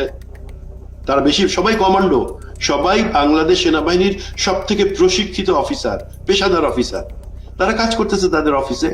প্রথম আলোর নিউজ আসলো যে তাপসের উপরে যে বোমা হামলা হয়েছে, মনিরুলের উদ্ধৃতি দিয়ে, মনিরুল প্রথম আলোকে দিয়ে এই চালটা চাললো যে যে তাপসের উপরে বোমা হামলা হয়েছে সেটাতে সম্ভবত আরো 7 জন জড়িত আছে যারা সেনাবাহিনীর অফিসার। তার 2 দিন পরে প্রথম আলো আবার একটা নিউজ ছাপলো, আবারও মনিরুলের উদ্ধৃতি দিয়ে। সেই মানে পুলিশের ডিবির মনিরুল, পরে যে সিটিআইটি অর সামথিং সেটার প্রধান ছিল, তার বুদ্ধিতে কি আসলো, এই সমস্ত অফিসারকে সেনা কর্তৃপক্ষ অ্যারেস্ট করছে এবং তাদেরকে জিজ্ঞাসাবাদে তারা স্বীকার করছে যে তাপসীর উপরে তারা গ্রেনেড হামলা চালাইছিল, বোমা হামলা চালাইছিল। তখনও কিন্তু সে অফিসাররা পেপার দেখে, তারা অফিসে বসে পেপার দেখে দেখতেছে, প্রথম আলো লিখছে যে তাদেরকে নাকি অ্যারেস্ট করা হয়েছে কয়েকদিন আগে এবং তারা নাকি স্বীকারোক্তিমূলক জবানবন্দি দিছে যে তারা তাপসকে হত্যার চেষ্টা করছিল। তৃতীয় দফায় 2009 সালের সেপ্টেম্বর মাসে ব্রিগেডিয়ার জেনারেল আজমি সহ 7 জনকে বহিষ্কার করা হয়, যাদেরকে পরবর্তীতে লম্বা সময় গুম রেখে নির্যাতন করা হয়েছে। সব শেষ বিডিআর হত্যাকাণ্ড নিয়ে সরব ছিলেন এরকম অন্য কর্মকর্তাদেরকে চিহ্নিতকরণের কাজ চলতে থাকে। 2011 সালে MI-STর মেজর জিয়া সহ মোট 68 জন সেনা কর্মকর্তাকে মিথ্যা অভ্যুত্থানের অভিযোগ তুলে একসাথে বহিষ্কার করা হয়। এর মধ্যে 4 জনকে ছেড়ে দেওয়া হলেও বাকি 64 জনকে বিভিন্ন মেয়াদে সাজা দেওয়া হয়েছে, যাদের অনেকেই দীর্ঘদিন গুমের শিকার হয়েছিলেন। সবচেয়ে মর্মান্তিক পরিণতি হয়েছিল মেজর জেনারেল রফিক এবং কর্নেল শহীদের, যারা দুজন শেষ মুহূর্ত পর্যন্ত বিডিআর হত্যাকাণ্ডের মূল রহস্য উদ্ঘাটনের চেষ্টা চালিয়ে যাচ্ছিলেন। এই দুজন কর্মকর্তাকে যশোর থেকে জরুরি ভিত্তিতে প্রধানমন্ত্রী PSO-FDর আদেশে ঢাকায় আসতে বলা হয়। হেলিকপ্টারে ঢাকায় আসার পথে সুপরিকল্পিতভাবে দুজনকেই হেলিকপ্টার ক্র্যাশের নাটক সাজিয়ে হত্যা করা হয়। পিলখানা হত্যাকাণ্ডের শেষ শিকার ক্যাপ্টেন তানভীরকে শেখ তাপসের গাড়িতে তুলে দেওয়ার পর তার ভাগ্যে কি ঘটেছে সেটা নিয়েও সেনাবাহিনী কোনো তদন্ত হতে দিতে চায়নি, যে কারণেই অন্য একজনের লাশ ক্যাপ্টেন তানভীর বলে দাফন করা হয়। সেনাবাহিনীর পক্ষ থেকে অপরিচিত একজনের কবরে তানভীরের নাম ফলক বসিয়ে দেওয়া হয়, কিন্তু তানভীরের পরিবার এখনো প্রিয় মানুষের অপেক্ষায়। বললো এখন যদি তুই বাঁচতে চাস তাহলে তুই একটা লাশ নে। এখানে আমার শ্বশুর শাশুড়ি কোনোভাবেই তো মেনে নিল না, এমনকি ওই প্রোগ্রামে আমার আম্মুকে বলল যে আপনাকে ইয়ে করা হবে, MP করে দেওয়া হবে। আমার আম্মু ওখানে দাঁড়ালোই না। হ্যাঁ, আমার আম্মু চলে আসলো, দুটা ডেড বডি দাফন হলো। তো মেজর গাজ্জালি ভাইয়ের একটা লাশ দাফন হলো, 653 নাম্বার ওনার কবরটা। ওনার শাশুড়িকে হচ্ছে পরবর্তীতে আওয়ামী লীগের MP করা হলো। আমার আম্মু তো ডিনাই করলো, আমার আম্মু এটা মেনে নিল না। আর আমার শ্বশুরকে বললো যে আপনার ফরেন মিনিস্ট্রিতে জব দিবে। আমার দেবরকে ও তো দেশের বাইরে থাকে, বললো যে তাকে আনানো হোক, তাকে হচ্ছে সরাসরি ক্যাপ্টেন হিসাবে ঢুকিয়ে দিবে আর্মিতে। আমাদের আসলে কোনো ফ্যামিলি আমরা কম্প্রোমাইজড কখনোই হইনি। পিলখানা হত্যাকাণ্ডে একজন সামরিক গুরুত্বপূর্ণ সাক্ষীকে হত্যা করা হয়েছিল। তিনি হলেন নাসির উদ্দিন আহমেদ পিন্টু। পিলখানা হত্যাকাণ্ডে বিএনপিকে জড়াতেই আটক করা হয় পুরান ঢাকার জনপ্রিয় এই বিএনপি নেতাকে। এরপর জেলখানায় বিডিআর মামলার আসামিরা তাকে গুরুত্বপূর্ণ তথ্য জানিয়েছিলেন, যে কারণেই পিন্টুকে পরিকল্পিতভাবে হত্যা করা হয়। জেলখানায় যখন এরা এত তথ্য দিত আমাকে, তখন আমি খুব বিব্রত অবস্থায় পড়ি, কারণ আমি তো আসলে কিছুই করতে পারবো।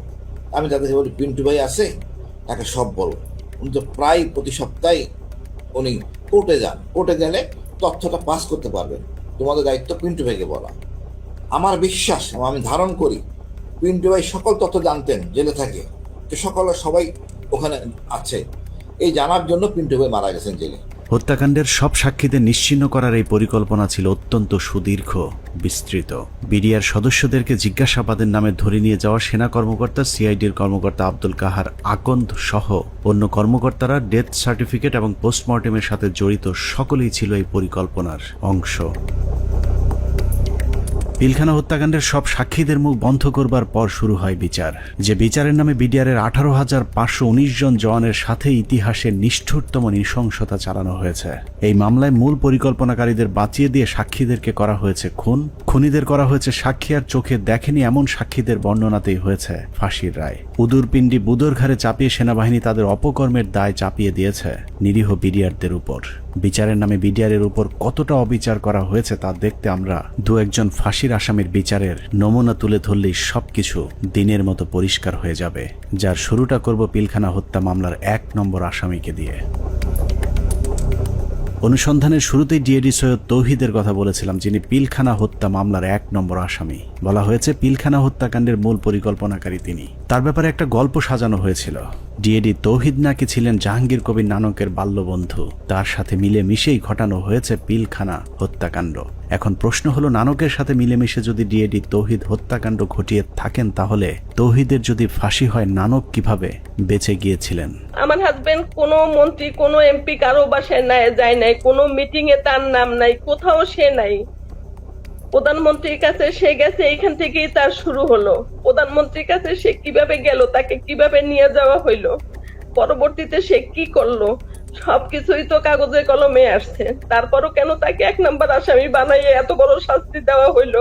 ভারতের পরিকল্পনার শেখ হাসিনার পরিচালনায় পিলখানায় যে নাটক মঞ্চস্থ করা হয়েছিল, সেই নাটকে 25 তারিখ বিকেলের শুটিংটুকু বাদ দিলে পুরো নাটকে ডিএডি তৌহিদকে আর কোথাও দেখা যায়নি। তৌহিদ যখন প্রধানমন্ত্রীর আদেশে বিডিআরের ডিজি হয়েছিলেন সেই সময়টাতে তৌহিদের পরিবার জিম্মি হয়েছিল পিলখানায় আসা বহিরাগত সন্ত্রাসীদের হাতে। দরজা ভেঙে ফেলে আমার দিকে এবং আমার ছেলে মেয়ের দিকে অস্ত্র তাক করে আবার একইভাবে তারা বাসার ভিতরে আপনার খুঁজতে থাকে আমার হাজবেন্ডকে। পরবর্তীতে আমি আমার হাজবেন্ডকে আমি ফোন দিয়ে বলি যে এইভাবে বিদ্রোহীরা আমার বাসায় আসতেছে, বিডিআর এর পোশাক পরা, মুখোশ পরা, আমি তো চিনি না, এরা তোমার ঠিকানা জানতে চায়, না জানাই দিলে আমাদেরকে মেরে ফেলবে, হুমকি দিতেছে। তারপরেও ধরুন ডিএডি তৌহিদ মূল পরিকল্পনা করেছিল, কিন্তু তার বিরুদ্ধে যে অভিযোগ আনা হয়েছে সেখানেও নাটকের পর নাটক সাজানো হয়েছে। ডিএডি সৈয়দ তৌহিদের ফাঁসি হয়েছে মেজর আসাদ হত্যার হুকুমের আসামি হিসেবে, যার সাক্ষীর উপর ভিত্তি করে ডিএডি তৌহিদের ফাঁসির রায় হয়েছে সেই সিপাহীর নাম আনোয়ার হোসেন।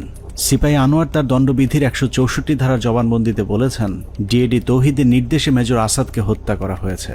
সিপাহী আনোয়ার তার জবানবন্দিতে বলেছেন ২৫শে ফেব্রুয়ারি আনুমানিক ৯টা৫০ সময় ডিএডি তৌহিদ স্যার এসে উত্তেজিত হয়ে নির্দেশ দেন যে তোমরা সকলে অস্ত্রাগারে গিয়ে অস্ত্র নিয়ে আর্মি অফিসারদের খতম করো। ওই সময় আমাদের অফিসের সামনে মার খেতে থাকা মেজর আসাদ স্যার বলেন আমাকে বাঁচাও, ওরা আমাকে মারছে বলে দৌড়ে দোতলার সিঁড়ির কাছে পড়ে যান। আমি এই দৃশ্য দেখে খুব দ্রুত তার কাছে যাই, তখন তিনি বলেন আমি মেজর আসাদ, ওরা আমাকে মেরে ফেলবে, আমাকে একটু বাঁচাও ভাই, আমাকে উপরে নিয়ে চলো। আমি তখন মেজর আসাদ স্যারকে ধরে উপরে দোতলায় সিও সাহেবের অফিসে নিয়ে যাই। এর কিছুক্ষণ পরে ডিএডি তৌহিদ ওখানে আসেন এবং আসাদ স্যারকে দেখে তাহাদের ফিনিশ বলে রুম থেকে বের হয়ে যায়। সঙ্গে সঙ্গে হাবিলদার বেলায়েত, নায়েক আসাদ, সিপাহী আমিনার মেজর আসাদ স্যারকে গুলি করে হত্যা করে চলে যায়।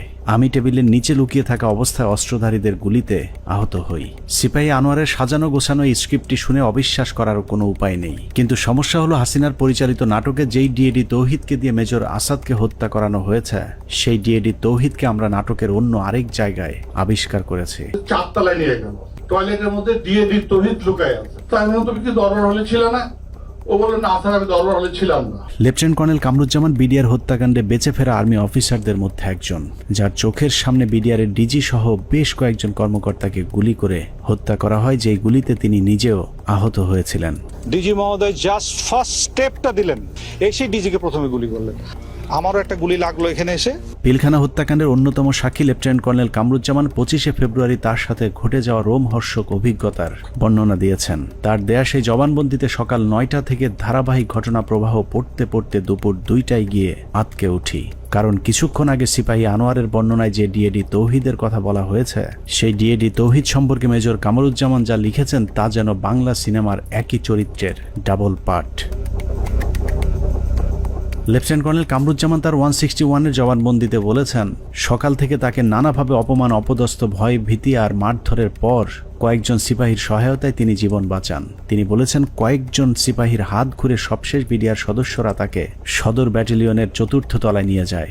সেখানে গিয়েই তিনি বাথরুমের ভেতরে লুকানো অবস্থায় ডিএডি তৌহিদকে দেখতে পান।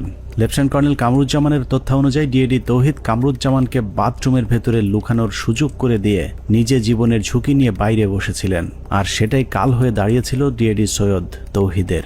ডিএডি তৌহিদ বাথরুমের ভেতরে লুকিয়ে থাকলে বিদ্রোহীদের নেতা সেজে প্রধানমন্ত্রীর কাছে দেখা করতে যেতে হতো না। কামরুজ্জামানের বক্তব্য যদি সত্যি হয় তাহলে ডিএডি তৌহিদ নির্দোষ, আর যদি মিথ্যে হয় তাহলে লেফটেন্যান্ট কর্নেল কামরুজ্জামানকেও গ্রেফতার করে জিজ্ঞাসাবাদ করতে হবে, কারণ দুজনের বক্তব্যই একই সাথে সত্য হওয়া সম্ভব নয়। ডিএডি তৌহিদ কিভাবে বিদ্রোহীদের নেতা হয়ে প্রধানমন্ত্রীর সাথে দেখা করতে গিয়েছিলেন সেই বর্ণনা খুঁজে পেয়েছে আরেকজন ডিএডির ১৬৪ ধারার জবানবন্দিতে। ডিএডি আব্দুর রহিম তার জবানবন্দিতে বলেছেন পিকআপ হতে একজন সৈনিক আমাকে মন্ত্রী আসলে কথা বলার জন্য বললে আমি বলি ভেতরে আরো ডিএডি আছেন। এরপর আমি পিকআপ নিয়ে ডিএডি তৌহিদকে খুঁজতে যাই। সদর ব্যাটালিয়নের ৪র্থ তলায় তৌহিদ সাহেবকে দেখতে পাই। তারপর তৌহিদ সাহেব বলেন বাথরুমে আমার প্রাক্তন sector commander lieutenant colonel Kamruzzaman sir লুকিয়ে আছেন। স্যারের সাথে দেখা করি, তারপর ডিএডি তৌহিদ সহ ৪ নম্বর গেটে যাই। এভাবেই ডিএডি তৌহিদ পিলখানার কথিত বিদ্রোহের মূল পরিকল্পনাকারী হয়ে গেলেন। ডিএডি আব্দুর রহিম এবং লেফটেন্যান্ট কর্নেল কামরুজ্জামানের জবানবন্দিতে এটা পরিষ্কার যে ডিএডি তৌহিদ ২৫ তারিখ বিদ্রোহের নেতৃত্ব দেননি, বরং বাথরুমে লুকিয়েছিলেন।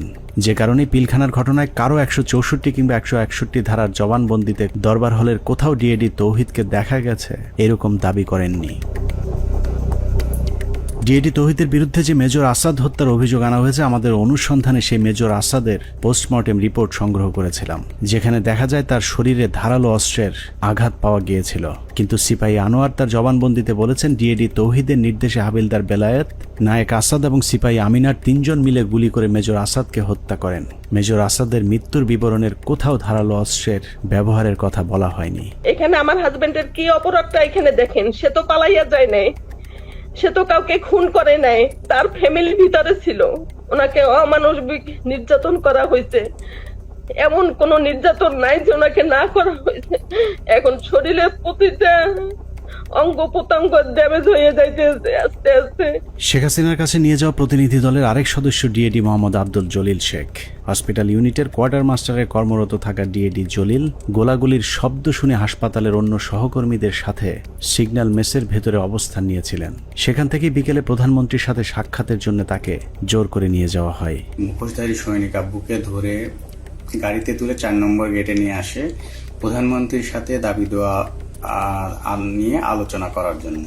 আব্বু সেখানে যেতে না চাইলে আব্বুকে মারধর করা হয় এবং হুমকি দেওয়া হয় যে এখানে তাকে গুলি করে হত্যা করা হবে। 3:30টার দিকে আব্বু আম্মুর ফোনে কল দেন, কল দিয়ে বলেন আব্বুকে যমুনায় নিয়ে যাওয়া হচ্ছে। আমার ছেলে মেয়েগুলোর দায়িত্ব তোমার কাছে দিয়ে গেলাম, আমার ছেলে মেয়েগুলোকে দেখে রেখো। ঘটনার পর থেকে 2 মাস গুম করে রাখার পর ডিএডি জলিলকে গ্রেফতার দেখানো হয়েছিল। এই 2 মাসে জলিলের হাত পায়ের 10 আঙুলের সবগুলো নখ উপড়ে ফেলা অবস্থায় আদালতে তোলা হয়। সেই থেকে 2 পা সোজা করে আর হাঁটার সৌভাগ্য হয়নি ডিএডি আব্দুল জলিল শেখের। র্যাব 1-এ নিয়ে অমানসিক নির্যাতন করা হয়। আব্বুর হাত পায়ের নখ উঠাই ফেলা হয়, থেতলে আঙুলগুলো থেতলে ফেলা হয়, পায়ের নখে সুচ ঢুকানো হয়, কারেন্টের শর্ট দেওয়া হয়, পেনিসে। ডিএডি জলিলকে যাদের সাক্ষীর উপর ভিত্তি করে ফাঁসি দেওয়া হয়েছে সেখানে বেশিরভাগ সাক্ষী বলেছে টেলিভিশনে দেখেছি, পত্রিকায় পড়েছি বা অমকের কাছে শুনেছি, কিন্তু কেউ ডিএডি জলিলকে কোথাও কাউকে হত্যা, লুটপাট কিংবা ধর্ষণ করতে দেখেননি। এসব সাক্ষীদের একজন মেজর জায়েদি। তিনি জানিয়েছেন কিভাবে তাকে ডিএডি জলিলের বিরুদ্ধে সাক্ষ্য দেওয়ানো হয়েছে। তাকেও আমি উক্ত এলাকায় দেখেছিলাম এবং আমি শনাক্ত করতে পেরেছিলাম, বাট তার নাম জানতাম না। জেনারেল আজিজ, তদানীন্তন Dhaka sector commander colonel Aziz আমাকে জানিয়েছিলেন উক্ত অফিসারের নাম ডিএডি জলিল। তার মুখ ভর্তি দাড়ি ছিল, চাপা দাড়ি। দাড়িওয়ালা এক ব্যক্তিকে ডিএডি আব্দুল জলিল বানিয়ে ফাঁসি দিয়ে দেওয়া হয়েছে, অথচ আমাদের হাতে 2009 সালে পিলখানা হত্যাকাণ্ডের দিনের একটি ভিডিওতে দেখা যায় ডিএডি জলিলের মুখে কোনো দাড়ি নেই। এখন প্রশ্ন আসতে পারে, পিলখানা হত্যাকাণ্ডের সাথে কি তাহলে কোনো বিডিআর সদস্য জড়িত ছিল না? অবশ্যই ছিল, কিন্তু যারা জড়িত ছিল তাদেরকে এই মামলায় শাস্তি দেওয়া সম্ভব নয়, কারণ মামলার মূল উদ্দেশ্যই ছিল পিলখানা হত্যাকাণ্ডের বাকি কাজ সম্পন্ন করা। এখানে সিপাহী মাহিন এবং লেদার লিটনের মতো হত্যার মূল পরিকল্পনার সাথে জড়িত আসামিকে ভারতে পাঠিয়ে দেওয়া হয়েছে। লেদার লিটনের বাবা সাবেক সুবেদার এবং আওয়ামী লীগ নেতা তোরাব আলীকে সুনির্দিষ্ট অভিযোগ থাকার পরেও ছেড়ে দেওয়া হয়েছিল। অন্যদিকে যারা শুধুমাত্র বিডিআরের ডিজিকে জিম্মির পরিকল্পনার সাথে জড়িত কিন্তু হত্যাকাণ্ডের পরিকল্পনার কথা জানতেন না, তাদের বেশিরভাগকে জিজ্ঞাসাবাদের নামে হত্যা করা হয়েছে। বাদবাকি যারা আছেন তাদেরকেও ফাঁসির রায় দিয়ে হত্যার পরিকল্পনা ছিল, যেন আওয়ামী লীগের কোন কোন নেতা এই হত্যাকাণ্ডের পরিকল্পনার সাথে জড়িত তাদের নাম কেউ জানতে না পারে। পিলখানা হত্যাকাণ্ড যে বিডিআরকে ধ্বংস করে দেওয়ার জন্যই করা হয়েছিল তার প্রমাণ হাস্যকর এই মামলায় 18,519 জন বিডিআর জওয়ানকে আসামি করা। এদের মধ্যে বেশিরভাগ বিডিআর জওয়ান নির্দোষ প্রমাণিত হলেও কাউকেই চাকরি ফেরত দেওয়া হয়নি। উল্টো যাদেরকে ছেড়ে দেওয়া হয়েছে সবার কাছ থেকে বড় অঙ্কের টাকা নিয়ে তারপর তাদেরকে মুক্তি দেওয়া হয়। অনেক অপরাধীকে টাকার বিনিময়ে সাক্ষী বানানো হয়েছে, আবার অনেক নিরীহ বিডিআর সদস্যকে কোনো কারণ ছাড়াই শাস্তি দেওয়া হয়েছে। 2009 সালের 25 ও 26 তারিখে বিডিআর পিলখানায় ঘটে যায় বিডিআর বিদ্রোহের নারকীয় হত্যাকাণ্ড। এই হত্যাকাণ্ডের সময় সে 9 দিনের ছুটিতে বাড়িতে অবস্থান করে। সে ছুটিতে থাকার কারণে তাকে সেই অভিযুক্তের বাইরে রাখা হয়। পরবর্তীতে সিআইডি দীর্ঘ 7 মাস পর 2009 সালে সেপ্টেম্বর মাসের 10 তারিখে তাকে কর্মরত অবস্থায় গ্রেপ্তার করে জেল হাজতে প্রেরণ করে। এই মামলার বিচার কার্য শুরু হয় বকশীবাজার আলিয়া মাদ্রাসা মাঠে। রায়ে তাকে যাবজ্জীবন কারাদণ্ড দেওয়া হলো। দীর্ঘ শুনানি শেষে 2017 সালে এই মামলার রায় প্রদান করা হয়। রায়ে আমার ছোট ভাই আতিকুর রহমানকে খালাস প্রদান করা হয়। তখন এই জামিনের বিরোধিতা করে রাষ্ট্রপক্ষ সুপ্রিম কোর্টে আপিল করে। এমতো অবস্থায় এখন পর্যন্ত আমরা কোনোভাবে আমার ছোট ভাইয়ের মুক্তির কোনো ব্যবস্থা করতে পারিনি। আমার ছোট ভাই যে ছুটিতে ছিল, যে সে নির্দোষ, এটি সবকিছুতে প্রমাণ হয়ে গেছে। তাকে মুক্তি দেওয়া আমি মনে করি যে এটা সরকারের দায়িত্ব।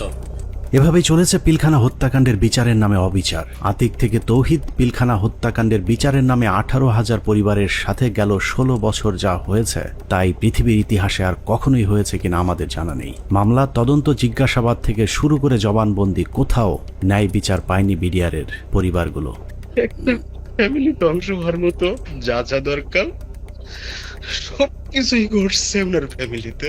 বাংলাদেশের ইতিহাসে যদি 5 আগস্ট না আসতো তাহলে বিডিআরের এই আর্তনাদ হয়তো উঁচু লাল দালানের বাইরের কেউ শুনতে পেত না। বিডিআরের পরিবার কারো করুণা চায় না, তারা চায় ন্যায় বিচার।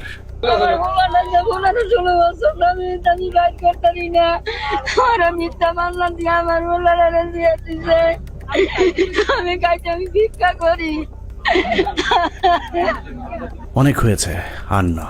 পিলখানা হত্যাকাণ্ড নিয়ে নতুন করে কমিশন তৈরি হয়েছে। আমরা সেই কমিশনের কাছে সুষ্ঠু তদন্ত চাই।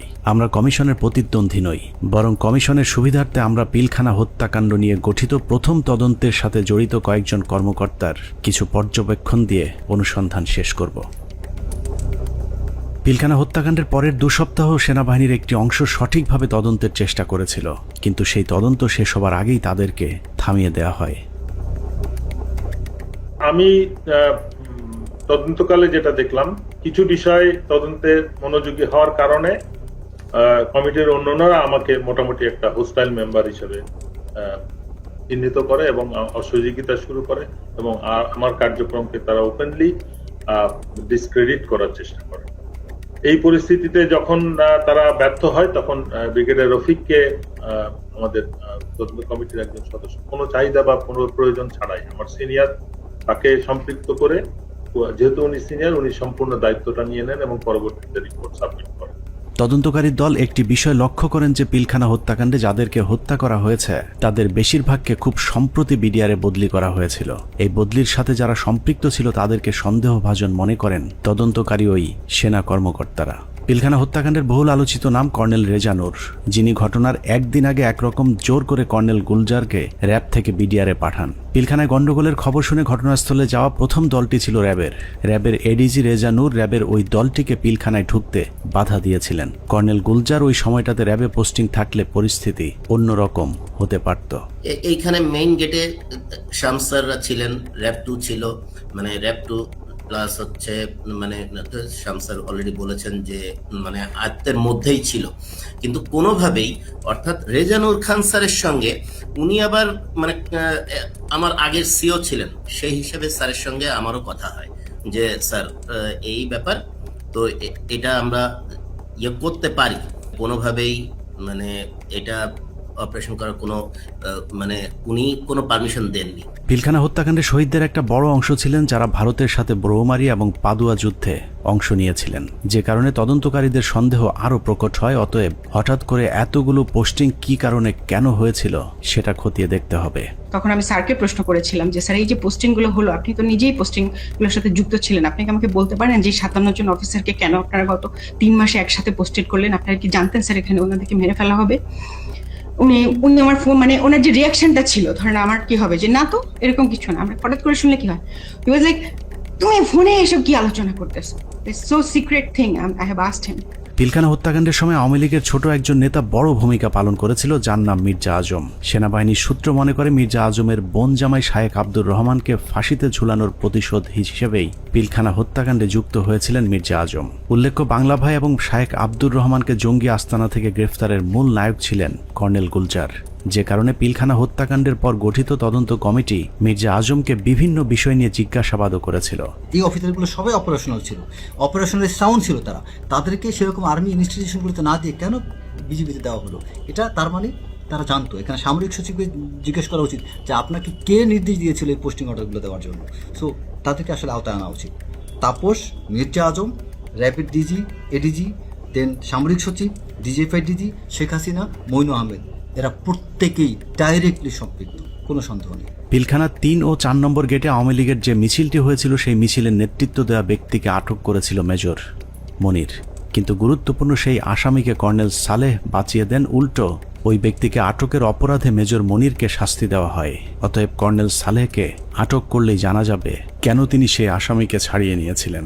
ওই ছেলেটাকে যখন আমি আপনার অ্যারেস্ট করে নিয়ে আসছি, তো প্রতিমধ্যেই আমি একটা কাজ করেছিলাম, ওর স্বাভাবিক কারণে আমি তখন কথাবার্তা বলতে থাকি, জিজ্ঞাসাবাদ করতে থাকি। তো আমি তখন তাকে একটা তাৎক্ষণিক জিজ্ঞাসাবাদ করেছিলাম যে তোমাকে কি আদেশ দিয়েছিল মিছিল করার জন্য। তো ছেলেটা খুব স্বাভাবিকভাবে বললো যে আমাকে তো ভাই বলছে, ভাই মানে কোন ভাই, বললো যে তাপস ভাই আমাকে বলছে যে তুমি একটা মিছিল নিয়ে ঢুকবা।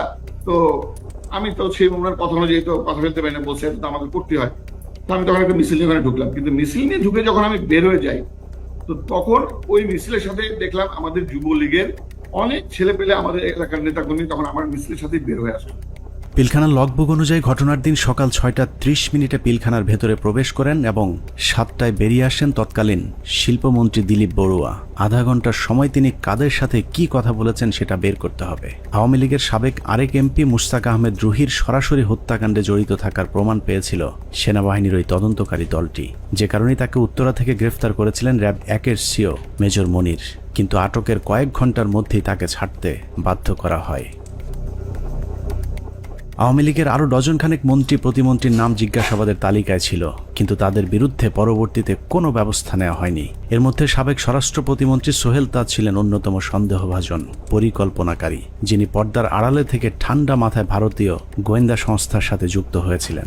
সেনাবাহিনী সূত্র জানিয়েছে সোহেল তাজ পিলখানা হত্যাকাণ্ডের আগে বিদেশে যাবার কথা বললেও সে ঢাকা বিমানবন্দর থেকে সিলেটে গিয়ে সেখান থেকে আবারও হেলিকপ্টারে ঢাকায় ফেরত আসেন। পিলখানার ঘটনায় ভারতের সাথে যোগাযোগ রক্ষায় গুরুত্বপূর্ণ ভূমিকা পালন করেছেন সোহেল তাজ।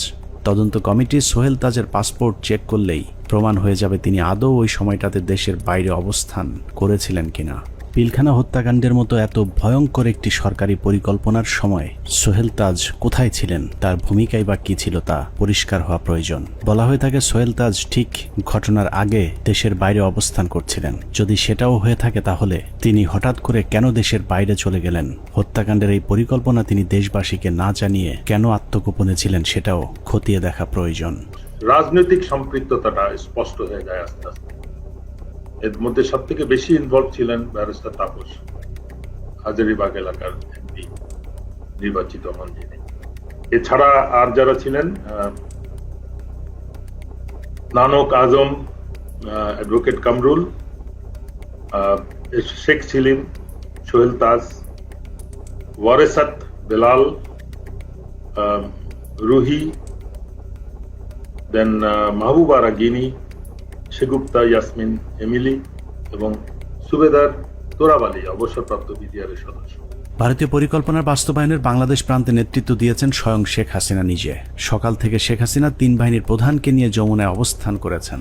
ভারতীয় পরিকল্পনা বাস্তবায়নে শেখ হাসিনা সার্বক্ষণিক ভারতের সাথে যোগাযোগ রক্ষা করেছেন এবং যে কোনো পরিস্থিতিতে শেখ হাসিনাকে বাঁচানোর জন্যও ভারতীয় এয়ারফোর্স প্রস্তুত ছিল বলে প্রমাণ পেয়েছিল সেনা কর্মকর্তারা। 6 প্যারাশুট রেজিমেন্ট, এটা হচ্ছে গিয়ে, এটার লোকেশন হচ্ছে গিয়ে আপনার কলকাতায় কালীকুমুন্দ এয়ারপোর্ট, এয়ার স্ট্রিপে। ওরা স্পিয়ার হেডের নিরাপত্তা থাকে। ওইখানে একটা কোম্পানি ছিল, ওই কোম্পানি কমান্ডার ছিলেন major কামালদীপ Singh.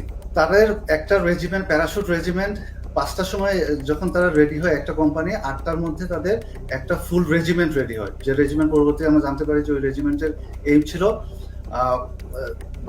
Dhaka airport, Tejgaon airport এবং গণভবনে অপারেশন করা এবং নিরাপদভাবে তখনকার স্বৈরাচারী প্রাইম মিনিস্টারকে এক্সট্রিকেট করার জন্য।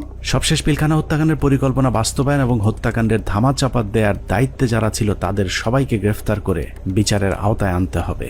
সেনা প্রধান হিসেবে জেনারেল মঈনকে এর দায় অবশ্যই নিতে হবে, যিনি শেখ হাসিনার পাশে বসে পিলখানায় সেনা হত্যার ঘটনা পর্যবেক্ষণ করেছিলেন। পিলখানা হত্যাকাণ্ডে সরাসরি সম্পৃক্ত লেফটেন্যান্ট জেনারেল সিনা ইবনে জামালি, যিনি পিলখানার বিভিন্ন গেটে অবস্থান নেওয়া র্যাব ও সেনাবাহিনীর সদস্যদেরকে ভেতরে অভিযান চালাতে বাধা দিয়েছিলেন। তৎকালীন ডিজিএফআই এবং এনএসআই প্রধান দুজনেই এই পরিকল্পনার অংশ। বিশেষ করে ডিজিএফআই এর তৎকালীন মহাপরিচালক মেজর জেনারেল মোল্লা ফজলে আকবর হত্যাকাণ্ডের পর খুনিদের পিলখানা থেকে বের করে দেওয়ার বিষয়টি সেনাবাহিনীর চোখের সামনেই ঘটেছে। খুব নাটকীয়ভাবে বিডিআর এর ভেতরে বিভিন্ন ইলেকট্রিসিটি লাইন কেটে দিয়ে গেট খুলে দেওয়া হয় ইচ্ছা করে, যাতে সৈনিকরা পালিয়ে যেতে পারে। তো সেই সময় আমি বলেছিলাম যে র্যাবের এক অফিসার ক্যাপ্টেন আশিক স্যার, যিনি ইঞ্জিনিয়ার্সে আমাদের সাথে ছিলেন, ক্যাপ্টেন আশিক স্যার আবার আমার সাথে 8 ইঞ্জিনিয়ার্সে চাকরি করেছেন রংপুর ক্যান্টনমেন্টে। এরপর ওনার র্যাবে পোস্টিং পায়, কিন্তু আমি স্যারকে চিনতাম। স্যার কিছু সৈনিককে যখন পালিয়ে যাচ্ছে উনি না বুঝে ওদেরকে ধরে নিয়ে আসেন পিকআপে করে, র্যাবের পিকআপে করে আমাদের আবাহনী মাঠে আসেন। তো ওইখানে কিছু ওই সময় একদম ফার্স্ট হ্যান্ড ওদের মুখ থেকে তো আমরা কিছু সাক্ষী কথাবার্তা শুনে ফেলতে পারি। এই ভয়ে আমি ধারণা করি যে ওখানে আমার মনে আছে যে এরকম অনেক অফিসাররা, অনেক সৈনিকরা আমরা দাঁড়িয়ে আছি, ওর মধ্যে স্যার আসলেন পিকআপে করে তাদেরকে নিয়ে। তখন ওই অন্ধকারের ভেতরে এদিকে তো আমরা খুব অস্থির, প্রচন্ড সবাই ইমোশনাল, কি হচ্ছে ভিতরে এগুলো নিয়ে যখন আমরা চিন্তা করছি বা কথা বলছি, সেই সময় দুজন সিনিয়র অফিসার ওনারা দুটো ক্যাম্প স্টুল নিয়ে এক জায়গায় বসায় এবং ওনাদেরকে দেখে খুবই শান্তই মনে হচ্ছে, খুব একটা যে ওনারা চিন্তিত বা পাইচারি করছেন এরকম না। তা আমি আবার আমার পরিচিত আরেক সিনিয়র স্যারকে বললাম যে স্যার এই স্যার দুজন কারা, যে একটু দূরে বসে আছে, বোঝা যায় যে অনেক সিনিয়র, আমাদের সিনিয়র লেভেলের কেউ হবেন, মেজর জেনারেল বা তার উপরে। উনি বললেন যে ওই যে ডান পাশে যাকে দেখতেছো উনি হচ্ছে ডিজিএফআই, আর ওই পাশে যে দেখতেছো বাম পাশে উনি ডিজিএনএসএল। এবং ডিজিএফআই যাকে বলেন উনি তখন উঠে এসে বকাঝকা করেন ক্যাপ্টেন আশিক স্যারকে যে তুমি কার পারমিশনে এদেরকে ধরে নিয়ে আসছো। পিলখানার বাইরে থেকে নির্বিঘ্ন হত্যাকাণ্ড চালাতে সহায়তা করেছেন ডিজিএফআই এর মামুন খালেদ, ব্রিগেডিয়ার জেনারেল ইমরুল কায়েস এবং কর্নেল সালেহ, সকলেই মাঠে থেকে পিলখানা হত্যাকাণ্ডের পরিকল্পনা বাস্তবায়ন করেছেন। ভেতরে লুকিয়ে থাকা বিভিন্ন কর্মকর্তাদের ফোন লোকেশন খুনিদেরকে দেওয়ার দায়িত্ব তারাই পালন করেছিলেন। 25 তারিখ রাতে 12টার দিকে হবে, আমি তখন মাঠে বসা, আমি ব্রিগেডিয়ার জেনারেল হাকিম, ইমরুল কায়েস ডাইরেক্টর সিটিআইবি, উনি তখন ওই মাঠে আসছিলেন। তো উনি মাঠে এসে বলল যে তোমাদের জানা মতো যদি কেউ থাকে, যে ভিতরে থাকে, তোমাদের কাছে কোনো ফোন আসে, তাহলে সেটা আমাদেরকে জানাও, কারা কারা কিভাবে কি আসে, তো সেটা আমরা জানিয়ে দিব। 44 রাইফেলস ব্যাটালিয়নের অধিনায়ক লেফটেন্যান্ট কর্নেল শামস পিলখানার ভেতরে থেকে মূল নেতৃত্ব দিয়েছেন। মূলত 44 নম্বর ব্যাটালিয়ন পুরো বিদ্রোহের নেতৃত্ব দিয়েছিল, যে কারণে পিলখানা হত্যাকাণ্ডে 44 রাইফেলস ব্যাটালিয়নের কোনো সেনা কর্মকর্তা ওই দিন মারা যায়নি। নিরীহ সিপাহীদেরকে মিথ্যা স্বপ্ন দেখিয়ে বিদ্রোহে অংশ নিতে উদ্বুদ্ধ করা লেফটেন্যান্ট জেনারেল শামস পিলখানা থেকে বাইরে এসেই শেখ হাসিনাকে ধন্যবাদ জানিয়েছিলেন, অথচ ভেতরে তখন 57 সেনা কর্মকর্তার বিকৃত লাশ পড়েছিল। পিলখানা হত্যাকাণ্ডের পুরস্কার হিসেবে লেফটেন্যান্ট কর্নেল শামসকে পরবর্তীতে সেনাবাহিনীর গুরুত্বপূর্ণ পদে পদায়ন করা হয়েছিল, যা অত্যন্ত রহস্যজনক। যে মাননীয় প্রধানমন্ত্রীর অ্যাড্রেসটা আসলে সেখানে এদের অস্ত্র জমা দেওয়ার ক্ষেত্রে একটা টনিক হিসাবে কাজ করেছে। আমি মাননীয় প্রধানমন্ত্রীকে আসলে ধন্যবাদ জানাবো। আমাদের হাতে আসা তথ্য বলছে 2009 সালের 25শে ফেব্রুয়ারি পিলখানার দরবার শুরুর ঘণ্টা তিনেক আগে সকাল 6টায় হঠাৎ করে বিডিআরের কেন্দ্রীয় কোতের দায়িত্ব পরিবর্তন করে মেজর রিয়াজকে দেওয়া হয়েছিল, যার বিরুদ্ধে পিলখানা হত্যাকাণ্ডে সম্পৃক্ত থাকার সুনির্দিষ্ট প্রমাণ পেয়েছিল তৎকালীন তদন্তকারী সেনা কর্মকর্তারা। তাকে দ্রুত গ্রেফতার করলে গুরুত্বপূর্ণ তথ্য পাওয়া যাবে। পিলখানা হত্যাকাণ্ডের 2 দিন পর ব্রিগেডিয়ার জেনারেল মইনুল ইসলামকে মেজর জেনারেল পদোন্নতি দিয়ে বিডিআরের ডিজি বানানো হয়েছিল। ডিজি হয়েই হত্যাকাণ্ডের সব আলামত নষ্টের পুরো দায়িত্ব পালন করেছিল মেজর জেনারেল মইনুল ইসলাম। পিলখানায় হত্যাকাণ্ড বাস্তবায়ন, তদন্তে বাধা, জিজ্ঞাসাবাদের নামে সৈনিক এবং সেনাবাহিনীর কর্মকর্তাদের নির্যাতনের দায়িত্ব পালন করেছে এমন আরও কয়েকজনের তালিকা আমাদের হাতে এসেছে। এদের মধ্যে র্যাব 2 এর তৎকালীন CO lieutenant colonel Salahuddin Bir Protik, brigadier general Moazzem, brigadier Saidur Rahman, brigadier Mukim, colonel Imran Ibne Rouf, lieutenant colonel Sharafat, যারা 57 সেনা কর্মকর্তা হত্যার আসল রহস্য ধামাচাপা দিতে সেনাবাহিনীর 96 জন এবং বিডিআরের অসংখ্য পরিবারের উপর চরম জুলুম নির্যাতন চালিয়েছেন। 16 বছরে বিডিআরের এরকম অনেক পরিবার আছে যারা পেট বাঁচাতে রাস্তায় ভিক্ষা করতে নেমেছে। আমাদের অনুসন্ধানে কোনো অপরাধীকে বাঁচাতে চাইনি কিংবা নির্দোষীকে ফাঁসাতেও চাইনি। আমরা আসলেই একটা সুষ্ঠু তদন্ত সাপেক্ষে বিচার চাই, যেই বিচারে শুধুই বিডিআর নয়, সব খুনিদের বিচার হবে। নিরীহ বিডিআরদেরকে দ্রুত মুক্তি দেওয়া হবে এবং যারা নিরপরাধ ছিল তাদেরকে আবারও চাকরি সহ সকল সুযোগ সুবিধা ফেরত দিতে হবে। আল্লাহ হাফেজ।